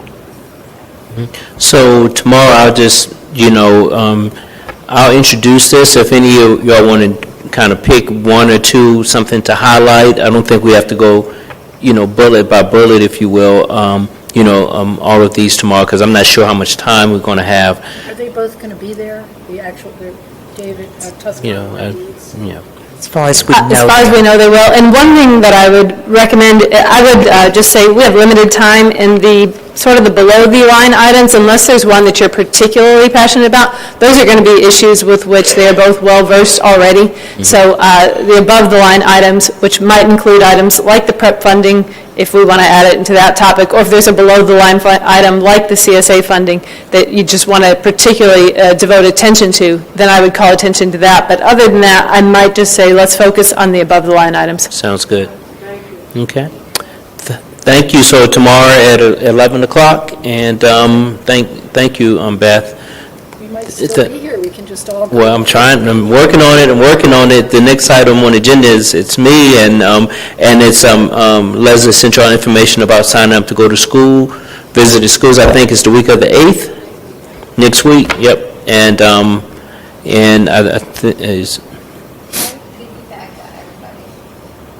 I hope you guys don't mind, I signed up with many of you just so they don't have to give us multiple tours, so. Yeah, no, that's fine. Yep. Yep. Okay, so just want to make sure that you do that. I think going into the classroom and doing that, or, visiting schools, it really helps, so. The next... I just want to say thanks, Beth. Yeah, thanks, Beth, yeah. The next item we have is update on pupil transportation. Jim, is this? Written. It's written, okay. About that. Yeah. If there happens to be maybe one bus that is chronically late, Is there anything that we can do to help that not to happen? Hire more bus drivers. Hire more, I know, yes. Right, okay. And Ms. Laufer, we are working with the city now, talking about, as we move forward with transportation, bringing the personnel under Charlottesville City Schools, rather than the personnel being under the city. So we're working on that and the details of that. Okay. By the way, our bus driver's amazing, just Yeah. Okay, so any other questions on transportation? Okay, I think that the rest is kind of for updates. Any other questions, or? I really do think we should talk about the class program. Okay. I mean, it's under the written reports. So maybe next month we can talk about it that's not under the written reports. It's literally on our agenda. I know. Okay, I think, that, Mr. Wade, I don't think that there's any more questions about the written report, so maybe that's why. No, we still have a closed session to go into. Okay, so, go. I just feel like this should be a presentation, because our parents, it doesn't need to be on tonight's agenda. Obviously, it's a written report, but I think our parents are really, there are still a lot of people on the wait list. It seems like things are really improving, and I think next month it will have improved even more. But I'm just hopeful that we could have a little presentation about it, because I think parents really need to understand it. I think that staff was directed to, on this written report, for two items. One had to do with space, and we do have space available for any of our events or programs that our class program students are participating. It was trying to find space within the building. Then there was the wait list, and we are hiring staff as quickly as possible. I just signed off today on 2 more class facilitators. And every time we bring people in, we reduce the wait list. So it's really trying to get those students, and many of them are students from UVA, staff from people from UVA who are working with us, because the time is basically 2:30 to 6 o'clock, and so it's a difficult time for somebody working part-time. So would next month be it? Yeah, if the board would just give us topics they would like to address, and then we'll be glad to, Bev and I would be glad to. I guess I would just like to, given that some of the restrictions, regulations were loosened from last year's budget legislation, General Assembly, I would like to know kind of how those regulations were loosened and how we've implemented that, because I see more signs that say, like, hey, don't come here after school until class is done, and I just worry about that as a community space, if that was one of the regulations that was loosened or not loosened, or where we are on that, because some of these properties really can help, hold a bunch more people than just the class kids. So we don't need to answer that now. Apparently, we're in a hurry to move on. To clarify, your concern is that why aren't we using other space at the site while class is going on? What regulations were loosened, but specifically how that translates to using the public facilities, the community's use of the public facilities, public grounds. So an example, wait a minute, I know we're going to talk about this next month, but here's an example. And tell me if I'm wrong, Jennifer. We've identified the spaces that class uses, let's say at Jackson Via. Okay. And one of the places is the playgrounds. So your concern is, if the restrictions have been lifted by the Commonwealth, is there a designated time that I could not come to the Jackson Via playground because the class program was using it? Is that what you're... Right, but that was my understanding, was that was a regulation of the DSS, and so Maybe it isn't anymore. And so I was just wondering if those have been loosened, and so and how that translates in reality on the ground. Okay, so we'll take this next month with the additional concerns and have it expanded a little bit. You know what I mean? Yeah. Yeah, that's fine, because we've got to talk about monies as it relates to class anyway, because that's always an issue when we're talking about needing additional people and if additional funds might have to come from us. Okay, so are there other comments on the board on the written reports? If not, are there comments from members of the community? Are there additional board comments? I forgot to say, at the prep board meeting, we agreed to have another meeting because we're negotiating the operating and leasing agreement with the county for Ivy Creek. So that'll be on November 7th. Okay. And I forgot one thing. I want to say thank you to Dr. Atkins. The CUBE Steering Committee was to go to Capitol Hill to discuss and highly encourage everyone to be supportive of IDEA, and she gave me some suggestions. Those suggestions were accepted, and Hurricane Florence negated our trip. But don't worry, they still have them, and we'll get in there again. So we're going to be plugging away for CUBE and equity with IDEA, and I just wanted to publicly acknowledge what you did to help us. Thank you. I also just want to say that I did attend the Dreamers theater play that was held last month, and it was remarkable. I know Lisa was also there.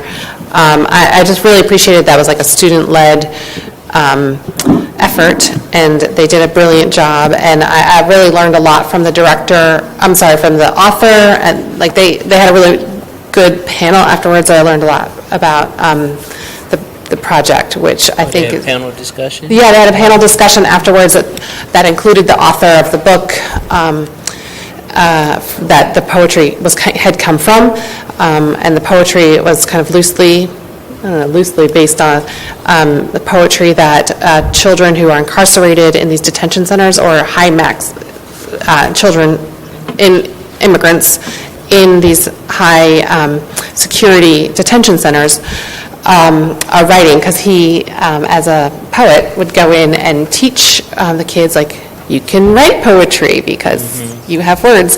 And many of them don't speak English, but then they wrote this beautiful poetry. So it was so that they took some of those poems and then made them into this play. And then our students took the book and chose different poems to portray. And they did a very nice job. So it was a really great way to start the year, I think, as a drama thing. Also, clearly went to the Quest meeting the other night. And then I was also at the Equity Conference, Equity West, and the CUBE conference that came after that. And as one of the sessions that I went to was so, I thought was so great, was about superintendents who, it was like basically a superintendents of color and kind of the additional expectations that, I don't know, the public, boards, people may have on them, and so that was so illustrative, and I just the whole time I was sitting there thinking, like, Dr. Atkins could do this presentation. But many of the presentations that I saw, we could be doing, because we just, I think, on the equity front, are constantly examining new and innovative ways to be in, to try to find equity for our students. So I was really heartened by that. So thank you for all of your work and your staff's work. They pressed us hard because of our website. Mr. Chairman, I'd just like to share one brief thing. As a part of community outreach, I've been asked to represent the 10th and Page Street neighborhood for a habitat dedication of one of my former students, and also graduate of Charlottesville High School. I won't mention the student's name because didn't ask permission to do so, but that ceremony is actually the house that's 3 doors down from me. That's a habitat home, and he's moving out of public housing into his first home on the 27th of October. So I've been asked. What time? It's going to be at 3:30. It's a Saturday. I also want to mention that thank you to the science labs. Apparently now have fog, or whatever that cloud, so that students feel a lot safer in the classrooms at Buford, so, in the science labs. So without, I think, detracting from the beauty of the science lab. So thank you for that effort. Thank you, Kim. Any other comments? If not, Dr. Atkins? And Mr. Wade, I'll be very brief. Just want to say thank you to Secretary Carney. He visited Venable Elementary School today to help celebrate our Virginia Farm to School Week. And he had lunch with Mr. Wade and some other members of Central Office and Delegate Toscano and many of our students and teachers. And we were delighted to have 2 goats in the schoolyard garden. And you can see in one of the pictures, one of them became very friendly with me. A 6-month-old, her name was Charlotte, and she was absolutely adorable. So we had a good time. We had lunch. She bonded with me. Yes. And we had lunch at Venable. It was vegetables from one of our local food hub, came from one of our local farms. So thank you to Jeanette and to all of the members of the schoolyard garden and the work that they do. Also, I'll go back and say thank you again to our Black Student Union and all of the suggestions that they made, but also how they want to steer us in a direction that they feel will be productive and make their learning experience and the learning experience of other Black students more productive and more enjoyable in our school system. So thank everyone for their input, and I look forward to October 23rd forum, where we will bring our community together to talk about equity issues and to start mapping out how do we move forward and impact our students and impact achievement for all of our students. So thank you. Thank you. Dr. King, to wrap up.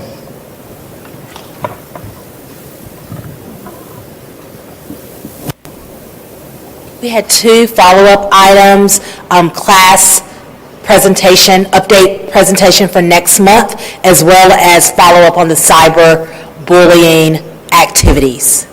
So, and I do have one, I just recall from my visitation with Clark today, maybe it's a budget issue, but is it possible if we could see if we can get a blinking like 15 mile or something light on the back street of Clark? Belmont? Belmont. It's one on the main street, Monticello. It's a lot more traffic, but right now because they keep. What street again? Belmont? Did you? Belmont, yeah.